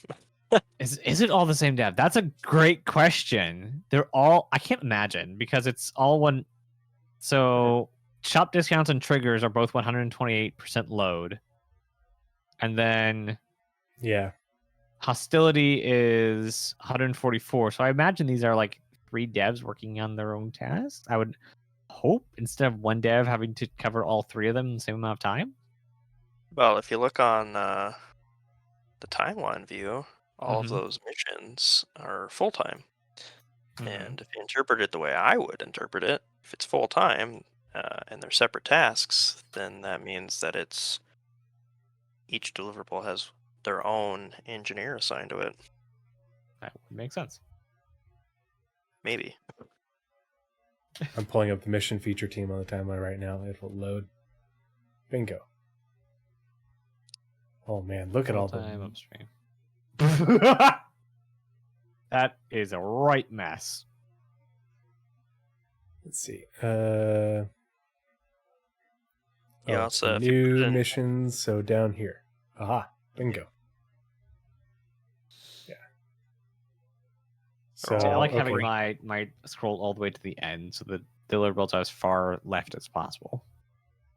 And I haven't mentioned it yet, but I am now coloring those to represent upstream and downstream teams. I And know, made I a saw bunch That of is It's changes- very nice. helpful. I made a bunch Yep. of changes to try to make it even more friendly to the colorblind because it's a color-based chart. Which So it again, I should- can't say how Nice. amazing that is. It Like, should that is- handle red, green, blue, yellow, and black And he's white. doing this all by hand with crayons. On his Ooh. free time. Like, super cool. Amazing. Just absolutely amazing. And then we had deliverables that were updated. One of my favorites, and probably one of my growing to be one of my most anticipated features as they, pull out the whole C, and that being done. AR and map marker system rework. The end date was extended from 2023-05-07 to 23-08-10, which is not the Fog of War. So that's interesting. Because the Fog No, of War is currently October 14th. UI Tech is a downstream team. So this is part of This the is downstream true. update. And so this is a good But it example only of goes up what to we're... August. Yeah, but that's a good thing. So that this is a good example, though, because the UI Tech team, here we are, UI Tech team is a downstream team. The downstream teams only get their schedules out 1 quarter in advance. And we get those schedules updated in the first month of the new quarter, which here we are in July. And I so just that's realized last quarter they also only had out to the middle of the quarter. Yeah. So it's very possible that again in Q4 they're going to have a little bit of work in October, November. and the other part of it is the different teams schedule at different intervals. So they, some teams schedule, a sprint is this long. Some teams schedule a sprint this long. It's not all uniform, and we don't have all the information. But like you said, here it is. So they work on it and take a break. Work on it, take a break. So we don't know. But at the same time, like they did that at the beginning of this quarter, and then again, and then here again. However, when you read the monthly reports and the way they talk about this feature in the Squadron 42 reports, the progress sounds very good, like they are rapidly coming to a close with this system. So, fingers crossed. Yeah, hopefully when I get better on top of content and actually making videos and things, I'll actually be able, like, if I can ever get full time, to be able to actually like spend the couple days and research both the roadmap updates and the monthly reports in tandem, and just basically read them separately and do our streams with it, but then sit down with them both and like get the sense of everything it's saying. Because like there's a lot of stuff that we read about in the monthly reports, then we see over the course of the next couple Roadmap Roundup that I really love the time to take that and then go back and read the monthly reports again. But we have a monthly report coming out on Wednesday, and like we gotta get ready to do the stream for that. And so time is not a friend here. The Argo SRV date has been extended from 23/02/23 to 23/7/26. The VFX team was assigned. And what do we know about the VFX team? They are downstream. And they did just say that the Argo SRV just towed its first ship in the dev branch. So the not only is interesting it part almost is art complete, yeah, it's also being tech finished as well. it's interesting that there aren't more sprints assigned to it. I think that there, as we get more of the downstream stuff, maybe we'll see more added. But if we've seen it in ISCs, back here in like Q1 2023, and they were coming along very well. So I feel like there's probably more work on it, but at the same time, I feel if it's towing ships in game, and they talked about a lot of that vehicle tractor beam work in the first and second quarter in the monthly reports. I think vehicle tractor beams and the SRV are going to come in Q4, the Q4 patch. That's where I'm putting my money. You mean 4.0? No, 321. I don't know. I forget what 4.0 will go into Evo the day before they go on break, just so they can say they did it. So what I'm thinking is Evo starts at the end of CitizenCon. It releases, or is scheduled to release by the end of the year. Actually releases in March. Nope. We're gonna have a 321 intentions, and it's just going to be wrapping up and adding things that couldn't quite make it into 320, but they can get out before the end of the year. Because the other thing is, 320 is targeted for an August release, folks. That's why it's been in Evo for a couple of weeks already. Mm-hmm. They are 3 builds into Evo already, and so if it's targeted for a late August release, then that means that they have 4 whole months to get out another patch, which is more time than they usually have to get out another patch. And if it's all things like vehicle tractor beams and freight elevators and such, it's things that they've been working on for a while already. They just haven't quite wrapped it up for 320.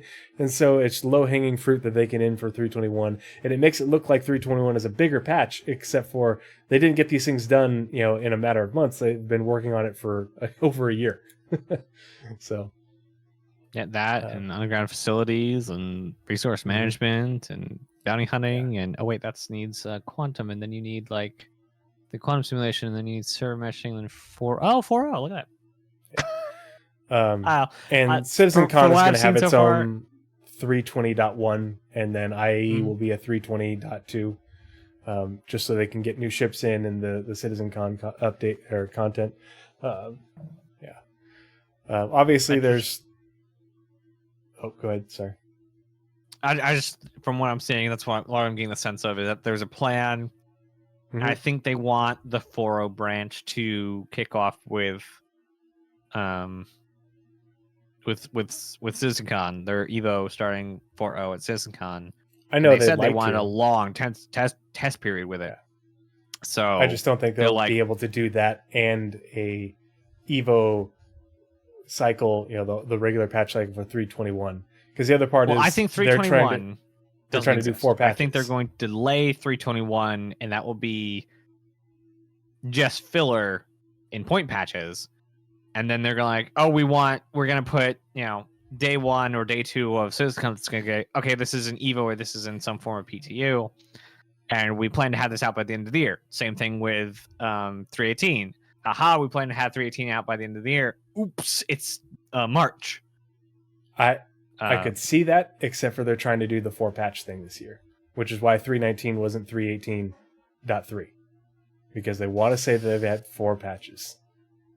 And they also want to get in these things in 3.21 to hold us over until 4.0. And having those things in 3.21 also makes it so that way there's less things to QA for 4.0. It won't be big. It's not going to be a huge patch. I mean, it'd be huge to me because vehicle tractor beams and cargo hauling missions and freight elevators. Yeah. North End Trooper said, "I'm concerned with the lack of Squadron 421 updates. The less thing they tell us, the better.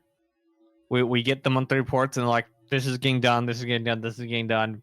Yeah, the monthly reports for Squadron 42 have been great. We're going to get the Squadron 42 updates instead of too fast, guaranteed. Yeah, a lot of people are expecting some big announcement, like the start of the briefing room show, basically saying that we're visibly a year out from Squadron 42 release, or even if it doesn't even come to that, like formalizing some sort of goal, or I think briefing room might even start up saying, "Hey, we're gonna be out," and then once they get there, maybe delay it again. Yeah. Because that's how game development works. Aetherdrift 369 says, "Should we be concerned at all at the lack of comment on server meshing?" And we talked a lot about this on Citizen Central on Saturday. I'm not concerned. I'm upset and disappointed. But I'm not concerned because this is one of those things that they're probably going to tell us about at CitizenCon, and which I hate because that's not for another 2 months and some change. And I think that's irresponsible, and I think they should tell us about it. And I also think that they could. I think that there's time for it, but I could see it going the other way, and we get a big update on it as part of CitizenCon and their updated plan for 4.0. Which at the same time, I'm like, I don't think that would be a good idea to do at CitizenCon if you're not going to meet your goals and then you're going to announce it at your conference. But that's why I think that we are, as part of the doldrum leading up to CitizenCon, we'll get an update in the next month or two. And we'll look at the sprint here in a second. We know that there's a lot of people working on PES and server meshing, and it's not just the network and systemic services and tools team. There's a bunch of other teams working on it. A lot of people are. So, they are making progress. We just don't know the details of what that is. Parts of the game working. Yeah. Like vehicles got to do theirs, props got to do theirs, missions got to do theirs. Mm-hmm. Yeah, there's refactors to do to make things work. And then the other question talked about Super Mac Bros, said he felt something the report might indicate. I haven't seen anything about the monthly reports talk about the replication layer at all, so I don't know what that might be referring to. Looking at the what is it called? The letter for the chairman, what was supposed to happen when, and a lot of stuff they've been saying about different tech and the state it's at. The replication layer split should be, if not 21, 22, and if not 22 for flight. That's like the biggest nugget I have for 21 is specifically the split between the replication layer and the. I don't think it's going to happen. I don't think we have to separate the replication layer from the server until server meshing. I don't think it serves a purpose to separate it prior to server meshing because it doesn't really change the relationship at all because we're still single server, single shard. If all you're doing right now, we have a server node, the server that we're on. It lets you and swap replication. servers. What's that? It lets you swap servers. The replication layer being its own service, not being the DGS, lets it save, and that state is being able to be replicated to other DGSs. So when you load out, you're able to load in again to somewhere else. No, that's not how that works. Your stuff, you're on this server, and the replication layer is communicating. The server's here. Here's the replication layer. And here's the entity graph over here, and here's you down here. It's a triangle.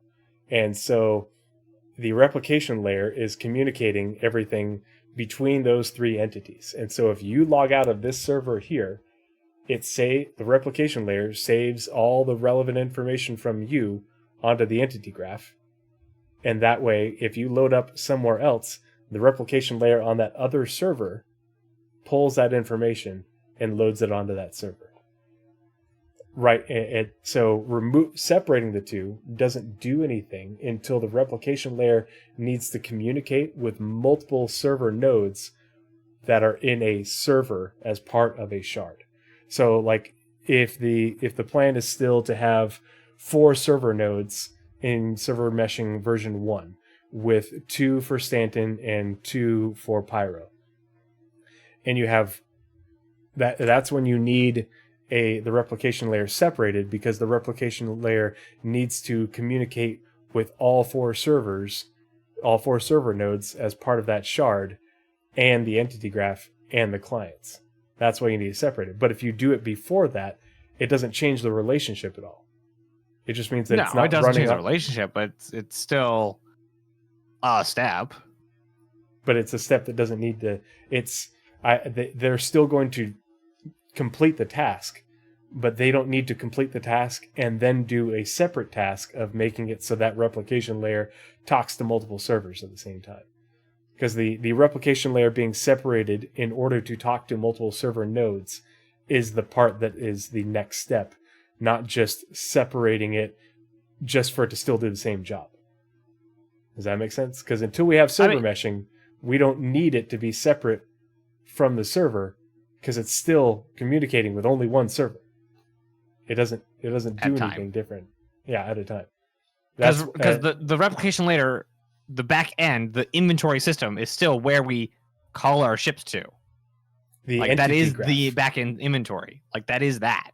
The back end inventory is the entity graph. The replication layer is just the service in between the two that is basically just forward and reply to all emails of what needs what information between the clients, the server, and then just backing things up on the entity graph as they get updated. The replication layer stores information temporarily while it's being utilized, and then and transmits it to where it needs to go. It makes copies. So that way, if an entity updates and the state updates, it updates that entity. If the client changes the state of an entity, or the server changes the state of an entity, the replication layer replicates that change to the entity graph and to the other involved party. I do this a lot. That's why it's called the replication. It also separating it can also be the savior of 30K. It can practically just remove a 30K. Because it can save the state. If it's off the DGS, it can save the state and spin up a server with that exact state. Yes. So there is at least one reason why you could do it. There is one reason, but that's how 30K protection works right now, is it's constantly updating things onto the entity graph. It's just, unfortunately, it doesn't quite work perfectly. But that would make it so that way it backs up the server and that copy of the server onto the replication layer. But right now it's still doing that, except for it's doing it onto the entity graph, and that's why it takes longer for things to load when you need to spin up a new server. So yeah, they could faster if they split it. It could be, and it could be more reliable. I just don't know if they want to make multiple steps instead of just one. Hey, they said that they were going to have a patch in between. They did not say anything. Meshing. They did not say that. They did. What they said is the next step is separation of the replication layer from the server. They didn't. That's the thing, is everybody took that as, oh, okay, this will be the patch between 3.18 and 4.0, or a patch between 3.18 and 4.0 in order to get this thing in. But they didn't, as far as I recall, they did not say that we're going to have a patch, or this is going to be a thing that will occur as part of a dev branch. Because that's the thing, is it would be a separate dev branch. And so that's part of the reason why, okay, well, 320 is a separate dev branch, and it's not in 320, and we haven't heard about it. So, this is part of the thing why I want an update, because I want to know what the status of that is, because it is the next step. It is the next step in that this is a task they have to do on the road to server meshing. In no way, shape, or form did they say this is the next step. This is, what we're going to do as part of this patch or that patch. And I think that's where people have read into what CIG said versus just taking it at face value. Okay, so they did not say that is a patch. They said persistent stream in 318. DGS server node splitting the DGS node from the replication layer. Allowing the multiple servers to split simulation. It's the first time we have an actual mesh.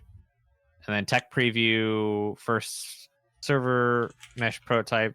We aim to get an early tech preview into PTU. So you're right. They did not actually say that the splitting DGS and replication layer itself is its own releasable.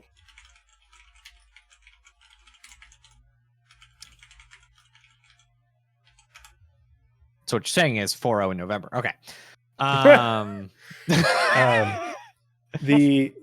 fix. Yeah, back to long tangent, but it's a good question. Aether Drift, thanks for asking those questions. Those were good tangents, and it's good things to talk about. The chapter work right now doesn't mean anything because it's just the VFX team getting updates. Say that hurts. Well, no, because the downstream teams aren't fully updated, and the downstream teams is a lot of squadron teams. So it's like all of the squadron teams, basically. Yeah. Yep. So this is a handful of the upstream or downstream teams were updated, and some of their work is on squadrons. So whoop-de-doo. It hurts, man. It hurts. Yeah.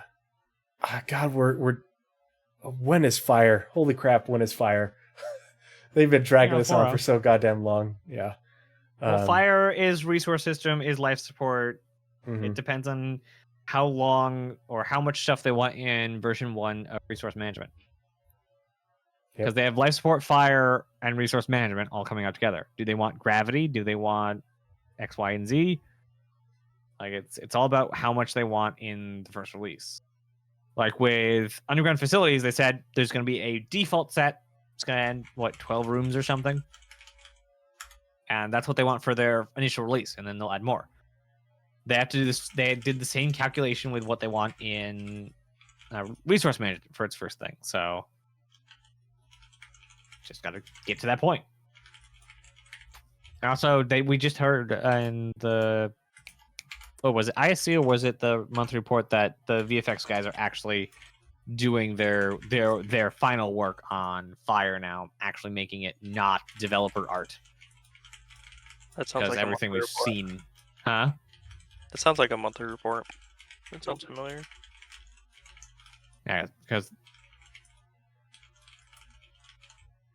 was it the SCL? It was one of the things. Anyway, but they said that VFX is now doing the stuff to make it not have developer art anymore for for Fire. Which, yes, could mean it's soon, but also could mean it gets finished and shelved till whenever. The other thing we need is we've had mentions of Vulkan in the monthly reports. It would be nice to get an update on the progress on that, because while Gen 12 has been super helpful and has improved performance for a lot of people, and for me, not so much performance but smoothness, I've noticed a big difference in. So it'd be nice to. And I don't think there's even a deliverable for Vulkan. I wonder if there's going to be a separate deliverable for it. I don't think so. I think it's just going to be Gen 12 work. Shiny, Gen do you 12... think it's going to be separate or no?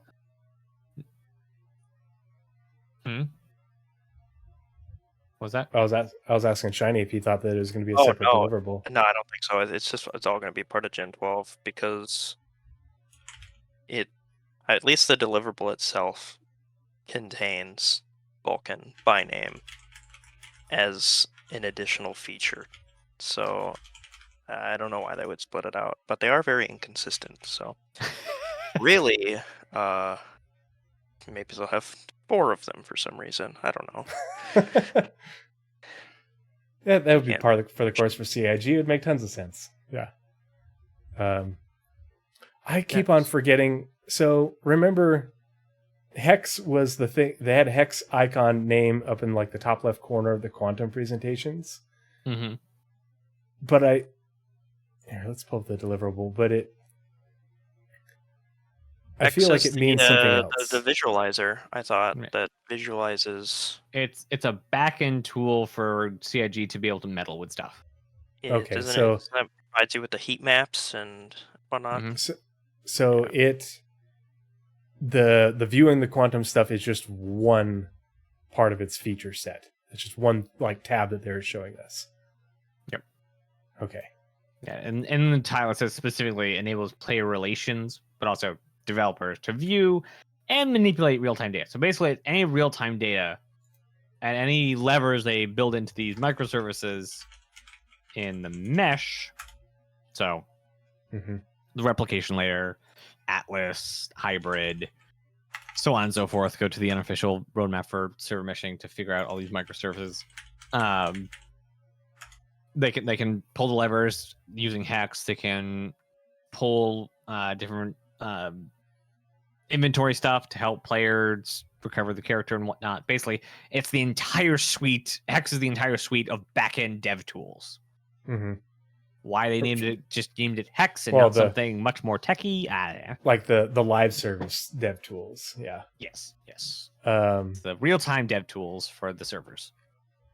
So actually, let's pull that up too. Wonder if Odin's part of it. Well, and that's what I thought, but I don't know. It's hard to keep track. I have to go of the tools. rewatch the video, see if it's the same platform and Odin's inside Hex. Or is Odin separate? Do they have to go to a different window to get Odin? How many tabs of Hex do they have open? Oh. Map on. So let's look up the map and radar system rework because I want to see if it's like the AR marker thing. The dash line, the hash line. It is not. Okay, cool. So Oh, interesting. Yeah. they've been talking about the map and radar system rework, the new star map in the monthly reports a lot, and Didn't they just say Mostly it it is- was? well, they've been talking about polishing or making making it more performant and adding a few more features. Yeah, didn't they say it and- was in this last one that it was enabled game wide? No, that was MFTs. But I think we're going to get that announcement for the new star map soon, like within this quarter soon. Now, the only thing is if we go back over here to the Delta browser, so the UI tech team got work added, but the other teams that have been working on it are all downstream teams. So Yeah, so we don't know if they are. yeah, we're waiting for the next update, so we'll have to check in on that with the next not this. So we know there's Not no this vehicle Wednesday, but feature next work Wednesday. on it. Yeah, we know that much. But the monthly reports are very promising as far as the progress, and because it's mostly just, hey, we need to make this perform better and add a few more features to make it look good, or look better, things like that. Jacob says, as a polyglot, speak both good English and bad English. I'm with Blizz. What? Also, we work together. What the hell's a polyglot? Somebody who it- speaks a lot of different languages pretty fluently. Boy, I was And gonna say, is that like a tadpole? Like, is that are you a baby English, frog? the best Are you type a of polywog? Yeah. Wow, 5 ads. Jeez. Good Benjamin. Yeah. Sorry about the Oh, 5 I look ads, at but that line and if you hate ads, support How much do you hate StackUp.org. ads? Yeah, how much do you really hate ads? And also, I'm just curious, like, what ads do they put on our show? Yeah, Like- if we're if we're within the platform boundaries, then it's they don't get to choose. Like Jeff Peanut Butter is not saying I want to be on Star Citizen content. I want to be on Tree's channel. Like they're not doing that. They're like, hey, if any creators on Twitch are within these boundaries, serve this ad. Okay. It's very I'm just wondering if they're non-specific. so they're not targeted to our particular audience. Got it. No. Okay. So yeah, we'll definitely have to check in on the map and radar system rework as well as the AR markers and stuff to see in the next update with the rest of the downstream teams. Yeah, we're looking specifically for squadron feature and UI feature teams for that one, I think. And it's probably same with the Mobiglass. Yep. Yeah. It was the MFDs, the flight model, and the flight combat AI were the things that were enabled across Squadron 42 and are now in testing in the last monthly report. So, plus we've got another monthly report in 2 days. So we're, we should be getting another really good update from that. I'm eager. We talked about the new missions data heist, No, we didn't. No, yeah, because that was added before. They just added more work to it. Mm-hmm. Yeah. 28 days in mission feature team. Mm-hmm. New player experience, mission feature team. This is just they also have, I think it was like landing zone people working on this, or was it branding? I forget. That is working on it. Yeah. They're basically expanding what they did on ArcCore to the other landing zones, or in the process of doing it. So here's a good one. And I normally just skip right over persistent streaming and server meshing sprints just because there's always so many teams working on it. But with the lack of updates, the lack of information about the what's going on, it's important to look at it because the network team, persistent tech team, game services team, they're the ones that have generally been working on it a lot. And you also see work from systemic services and tools because they have services that interact with server meshing and PES to make things work. It's interesting that the mission feature team added 54 days of work to this, as well as the engine team, of all things. But obviously we can see that they are adding work. They have a whole bunch of tasks that they're working on. And so there's a lot of things for them to do. But this tells us straight up that they have a plan. If you didn't have a plan, you wouldn't be able to delegate this many specific tasks to your different teams and the people within them. We just don't know what those are. We don't know what the overall goals of these individual teams are. The mission feature team, to me, this is probably just them refactoring the mission services, because there's a mission service that works in the background that updates all the missions for people who are in game. And this is probably them just updating the mission service so that way it can communicate with multiple servers in a mesh. Because they have talked about that work before. So it's encouraging. The new player experience stuff was EU Landing Zone 2 and MFT. Perfect. Very good. Let's see. So and server, I was gonna say something about. Oh, I hope data heist, like Hopium, data heist hacking. Pessimism, data heist is just getting a chip thing. I really think that we're building the framework for the mission, so that way when hacking is done, we just insert hacking. I hope so. I hope so. We've gotten the prop work. We've seen the props for it. We've seen them in teasers and was it ISC or was it CitizenCon where they showed the devices? It was ISC. It was ISC because we got the whole sprint done. Like, here's all the concept art we're working on, and there's also some like that stuff is now on ArtStation, so you can go and find that on ArtStation. They've done the animations for the receptacle things that you press button, pops open, put in your thing, and didn't that fail its gate? Didn't they actually say that like, hey, this needs a little more work? They didn't specifically say, hey, this failed its gate because it was this thing. I'm pretty sure they said this. We're actually going to keep working on this because this looks a bit weird or something like that. I think it actually did fail its gate. That would make sense. You know what I just think? I just realized that I really want my ads to be on my channel. I want my ads to be those really bad infomercials with just the horribly clumsy white people. Have you ever seen the mockery meme ads of those? Where someone opens a cupboard to get out a Tupperware and it just goes, and they all like, that. I want those ads. Yeah. the I stayed up watching not Roadhouse, but the Traveling Antique Roadshow, and it's 2 a.m. infomercials. Yep. We're gonna sell you a slicer that does everything except bread. Yeah. So here's the work on server meshing. Obviously, they're going full tilt on server meshing, as well as probably, there's a good amount of support in here for PES and continuing to evolve that. But we haven't seen, it's been the same teams since the end of last year. For almost a year coming up. Wow. Yeah.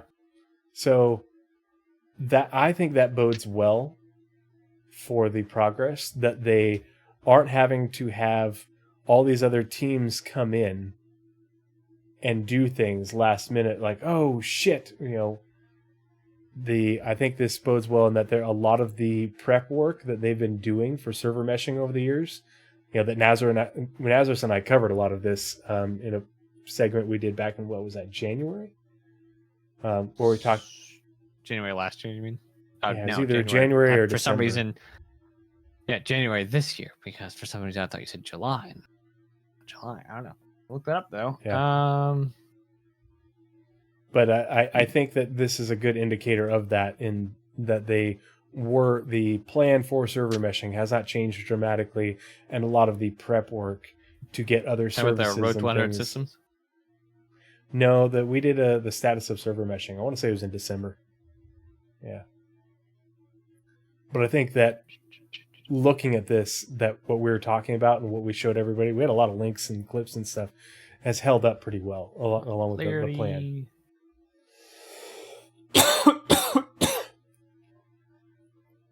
See, a lot of monthly reports, not anything titled status of server meshing. We've got modularity and 100 systems, and lots of reports.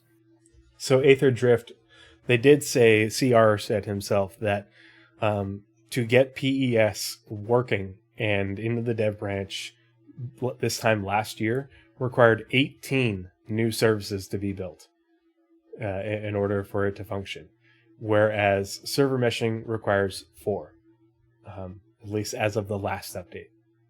So that's a good thing, because it's indicative of how well their planning has gone prior to this. Because the plan for server, the overall plan for server meshing really hasn't changed over the years, whereas the plan for persistence changed dramatically when iCache failed and they had to pivot to the PES system. That's why all those different services had to be built from the ground up, and why it released in such a bad state, because they hadn't been working on it in that direction the entire time. So I'm hopeful. I don't think this year, but I am hopeful for the release of it Q1 2024. In we're going to have problems, but I think they're going to be far different problems, and I think less numerous than what we had with PS. Less game breaking, but that's just my 2 cents. So, physical damage and breakability. I have a feeling that this is Maelstrom, but they just don't want to change the name. Yeah. Yeah. It's been called that forever, and then they said, I'm sure you've heard this before. No. No, we haven't, John Crew. And then it shows up in a monthly report like a month after. But they keep making that same joke, too. Mm-hmm. Well, is that a spoiler? Good joke, John. The longest rope physics task I've ever seen. How long has they been working on it? 2022, January 2022, they've been working. This is one of those things. It's like the bed sheet things where it's cloth physics, and people like tied it into, oh, it's just bed sheets. That's dumb. That's all no, it's not all they're using it for. And it's the same thing. Well, just ropes. So it's not just ropes. It's the way that ropes behave in a physics simulation that's used for countless things. Yeah, it's anything that is rope-like in structure being physically simulated, which means your fuel pipes you're going to need to attach to your vehicles in the hangar. Rope-like in structure? You mean sandworms? Ooh, I wonder if they'd use that. I feel like that's a completely different system, but that... Not only the sandworm, but your harness that you use to ride it would need to be a rope. Confirmed. Yeah, confirmed. I like these things. I like these things a lot. Sandworms and sandworm pets confirmed on the Pathfinders podcast, July 31st, 2023. You heard it here first, folks. And all of the space weed. This is another one that really doesn't get talked about, but God, we need this as a quality of life update. And this is probably another of those things where we will see this, it will be for CitizenCon Partner Development Part 2, and it will include things like the player interaction experience. And there's Tier 1, or Tier 0, Tier 1, Tier 2. And we got part of that this last year. We're gonna get more this year for sure. It's good that the space stations for Pyro only had a little bit of lighting work added and VFX work, but not a lot. They added a bunch of art devs from VFX in order to spread this load around and get this stuff, that work done. They did add a bunch, almost like they're trying to finish it for something. It only goes up to November. I am curious because they added a bunch of narrative stuff for the Pyro System Planet mission setup, I think, and they talked about this in the monthly report, which is them pardon me, setting the boundaries for all the different pirate gangs and where their sort of zones are and making all that. So that'll be interesting to see. But Interactable's team adding 4 days of work. This is just them dropping in a whole bunch of things that we can pick up and doing it probably systemically.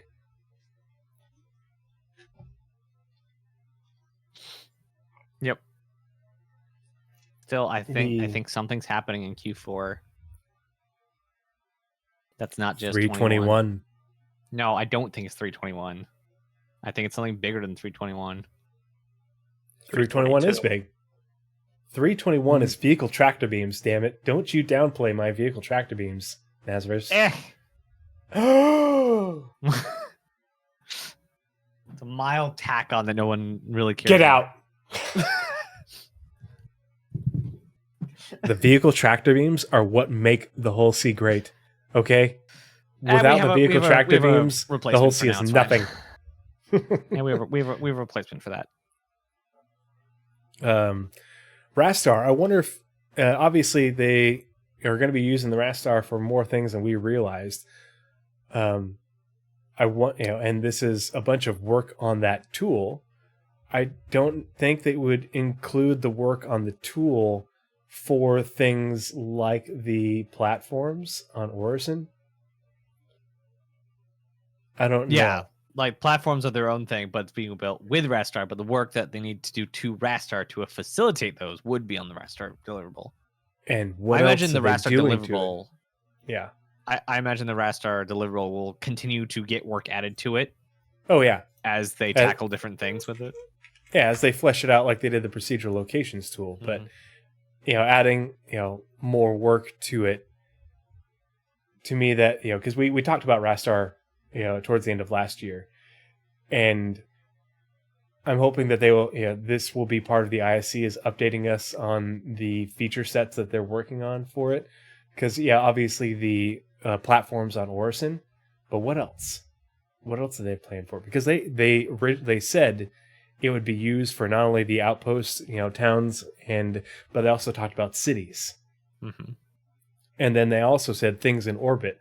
I'm hoping things in orbit doesn't just mean Crusader platforms, but we'll Didn't see. they also say the asteroid bases were Rastar work when they showed those?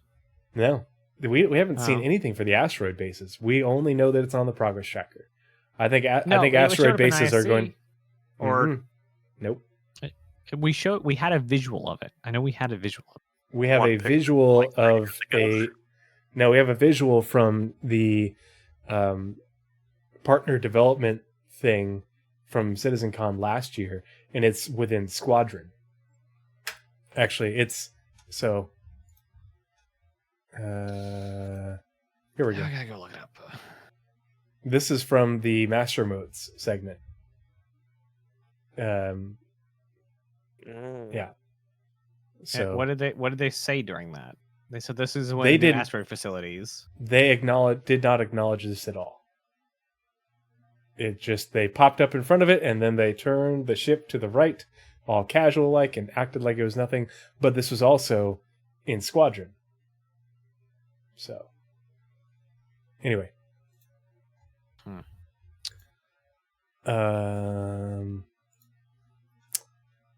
Squadron 40 vehicle support. Yeah, we know that's going to continue to go on until that's done. But until Squadron 42 episode 3 is done. But it is downstream teams. It's not vehicle. They didn't add more work for vehicle content. Nice. So at least that I can see. But that can also change later. Yeah, it could. They could add current scheduled any ships needing content. But if they get to, another 3, 6, 12 months down and like, oh, actually we need a variant of this ship, well, they gotta go back to the content team. Mm-hmm. So. I want to look at these two real quick to see which ones they are. The unannounces. Yeah. Okay, so one's the Montreal and one's EU. Aha. Okay, so when you see things you can differentiate them. Okay. So whenever we see downstream work get added to a vehicle in production, that's usually how you gauge it's nearing completion. They schedule the downstream work generally in the last quarter or so of the production of that ship, depending on how big it is. Well, here we have a ship that's been in production since late February. The vehicle content work that is scheduled out towards mid-October. So this is probably going to get additional downstream work added, like audio, maybe a vehicle feature, which actually no, vehicle feature is upstream. But this is probably a ship that is planned for IAE. So an unannounced plan for IAE. Straight to flyable. Yep. Both the Montreal vehicle content teams are working on, they're currently working on 2 variants of an existing ship. Both sprints look exactly like this, but only one of them got vehicle VFX work added to it. But I expect both of them will be released straight to flyable at CitizenCon.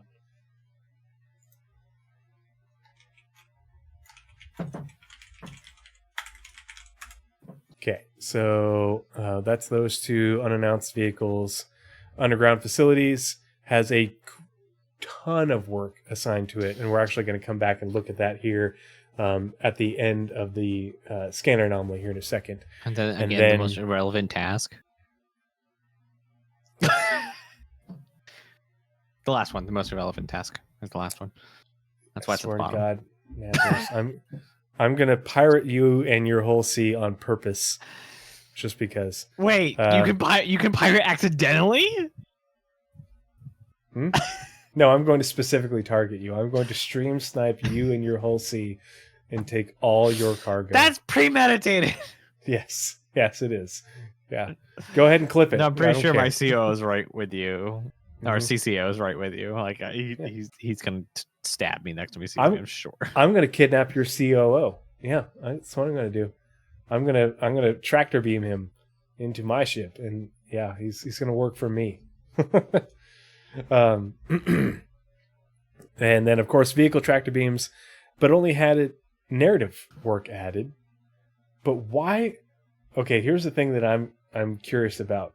Why is there 87 days of work for vehicle tractor beams? Is it part-time work or is it full-time work? what are they doing for 80? What is one design dev doing it's for part-time 87 work, days? part-time work. That load Is it? value there over that time period probably makes it part-time, but you can check. Yeah. So part-time could be anything. Oh my gosh. It's It's just full-time. full-time and they give them a million years to do it. It's I mean it. Maybe they have less tasks now, and that's why it's 67. But yeah, it's full time. Because I And they know had a they little have to bit more back here. do. They have to do all the blurbs for items and all of Each item. Yeah, each item and its strengths, weaknesses, blurbs, company it's from. But that should not take 87 days. It's more like at most a month, depending on assuming we're getting like one in each size. And we have 2 manufacturers that we know of for vehicle tractor beams. So we have Grey Cat and Misk. 1, 2, 3, 4, 5. But we So also it's like don't 10? know. Is there It's like 5? 10 I thought it items. was just 0 to or 1, 2, and 3, or 0, 1. Is that all we're getting? I thought because they simplified it. It's Okay, no longer so it's only 6. 5. Yeah. So it's only at most 6 tractor beams. I don't know. I feel like they're lumping something else in there. I just don't know what it could be. But I mean, at the same time, Implementing of tractor beams attached. we know the ships SRV being is using located. vehicle tractor Yeah. beams, and in the monthly reports they talked about the vehicle tractor beams already being added to the other ships that have them, and they have talked about the way those different things work and such. So I think that we're not going to see it for 320, but I think that's why I think this is such low hanging fruit for 321. Because I'm still not convinced that 321 exists. So Okay, well, you have the right to be wrong, Nazeris, but absolutely, and I fully exercise that right to be wrong. Like we should make a bet. But I just What's that? I stayed out a lot of the hopium for a lot of stuff, especially like for tractor beams and stuff getting into 320. I'm cashing in all of my hopium on 321 not existing. That's what I'm doing. I want it to be 320 and then 4.0. I want nothing else except for the event patches. I want Nazeris nothing else. is- I want them to shut up and work in 4.0. Nazeris is dumping his hopium capacitors, and they will be slow to recharge. No. I think They won't be slow. we can skip over the scheduled deliverables report. We're Just already because, like way over. Yeah, Like we got. well, there was. If I we wanted had to two get done at roadmap. simple time, we had the half an hour for the entire segment. Yeah, it shouldn't be too terribly long. But we did have 2 roadmap roundups and a lot of changes to go through. Yeah, a lot of stuff moving around. The only other thing I just wanted to ask you guys your opinion on. Let's pull up the mission feature team. My So we- preferred way to see the scheduled deliverables now is just filtering by in progress and scrolling down this list.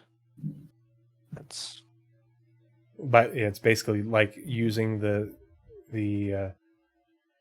deliverables report, but Yeah, as a list. Yep. I just look at that 2-week period there and go, Mhm. oh, okay. So That's the extent of my analysis.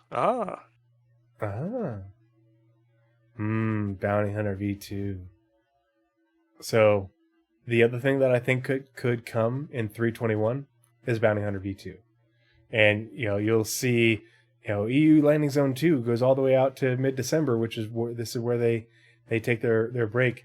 That doesn't mean the feature can't release before then, because this will probably continue. It just means that if EU Landing Zone 2 is working on Bounty Hunter V2, it means that they could be already working on the landing zone stuff for Stanton for Bounty Hunter V2, and maybe they have to work on it for Pyro.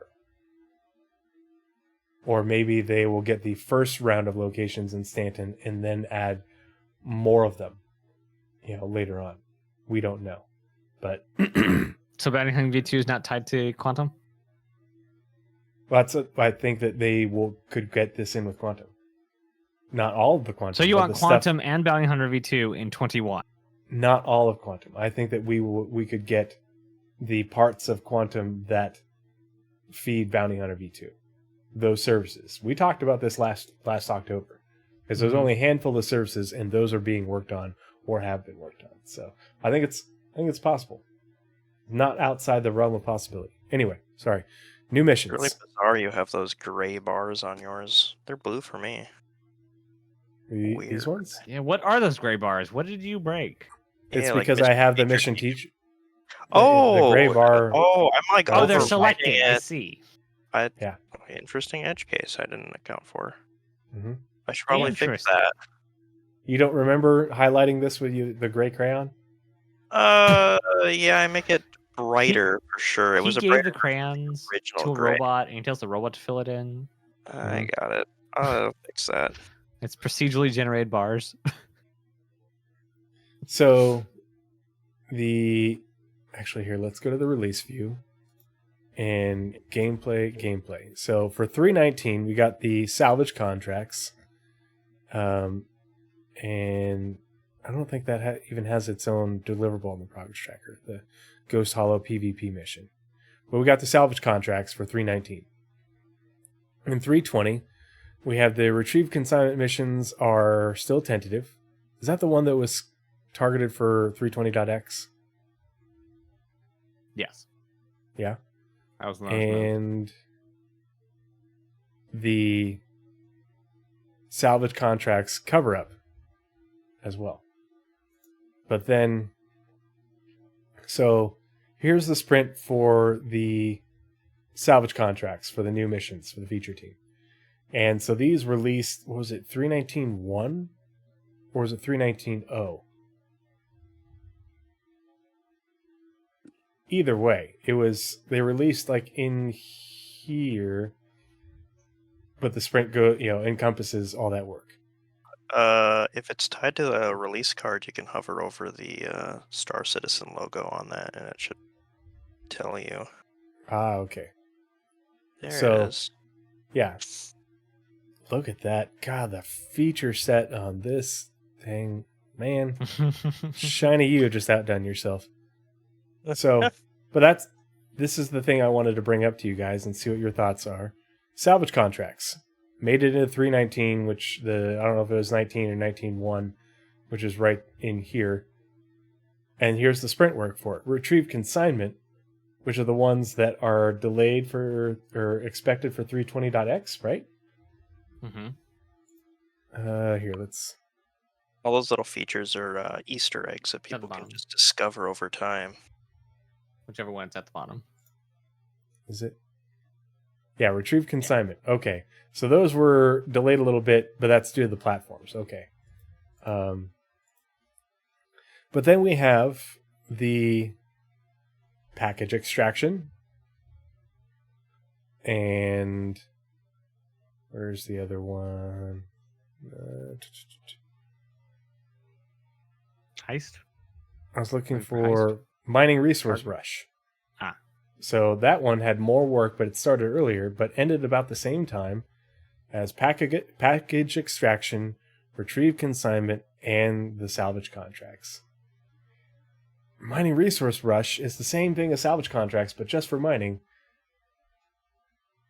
No planned release date, no other work scheduled, nothing. Same thing with the package extraction. No planned release date, nothing. But then again, we have the other missions that are, let's see, which was the other ones? It makes me curious. Like, okay, so do you guys think that these other missions that have scheduled work, and the mission feature team is an upstream team, so we have their schedule out to the end of the year, essentially, because we have all these other sprints. And these sprints are all ending in early November for steel recover cargo, for restoration contracts, for data heist, for cargo hauling, all 4 of those. And then, but we also have missions that their scheduled work is completed but aren't in. Do you? I don't know do you what they'd be blocked by, but I think much like just as a knee-jerk reaction, I think they have something like the platforms with consignment. There's something blocking it. Yeah. There's some what's dependency. Location dependencies. Either location dependencies, or the other thing that I was thinking about is they could only get so many of these QA'd. That makes a lot of sense. That makes a lot of sense, actually. Like, we're going to schedule, we scheduled QA to QA the salvage contracts, but we didn't have enough QA to get resource rush done. And so we're waiting on more QA resources to QA these other missions. Because I think the other thing is they could be, instead of, they're waiting for QA before they commit them. And then if QA can commit them before, because if all these missions are basically built onto like the 320 branch, then it means that they could be added for 320.1, 320.2 in order to add more gameplay through the fall while we wait for whatever. Well, what if they released these deliverables out onto like some kind of PTU that people could just QA in that way? That's just crazy talk, Shiny. Different teams like to do it different ways. Like, there are some teams that are like, yeah, absolutely, we want ETF or Wave 1 to test this like as soon as possible. Other teams are like, this feature does not go out until our entire internal QA team has signed a written consent form that's ready to go out the door. Like, some teams, very like open, like, yeah, sure, let players have it. And some are very just behind closed doors until we say otherwise. Yep. Much like they schedule differently. That's all I had. Yeah. I wanted to hear what your thoughts are, because I was looking at these earlier and I'm like, why don't we have the resource rush missions? Why don't we have why is retrieve consent? Yeah, we know why that one is, but why don't we have the package extraction missions? And they haven't talked about it. So I think we got two very good explanations, well, attempted explanations, either QA or some dependency we don't know about. Because these are the ones that I was really looking forward to, the package extraction, because it says a new multiplayer mission where players will work together to recover stolen prototype ship components. Crusader security tasks players with extracting these highly classified components from Ninetales transport ships before they can escape off-world. So, unless they take place on platforms, maybe? I'd imagine. Like they start off on a platform and then you just have to get to them before the ship takes off from the platform. That's the only other thing I could think of. But I would think that they would include that in the targeted for 320.x. So, I don't know. Either way, there's a lot of mission work going on to be excited about. We just don't. Absolutely. There's a lot of it. Yeah, there's a lot of it we don't know when. But because the sprints are so short and uniform, I'm very hopeful for Q3 or Q4 this year for a lot more missions. Do you guys have anything else you want to look at on the Roadmap Roundups, Progress Tracker, all that ShinyTracker stuff before we hop into the scanner anomaly for this evening? Nope. No. Alrighty. So let's. As you kick that off, I'll be right back. Ooh, wrong one. You transitioned the same thing. There you go. It was the one without Shiny. There we go. All right, so transitioning back to that, and I'm going to close this group of tabs and open up this group of tabs. Okay.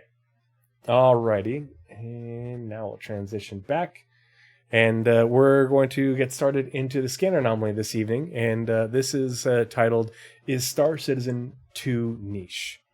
And we're just going to go over a few things that I have noticed recently that sort of are the impetus for this conversation.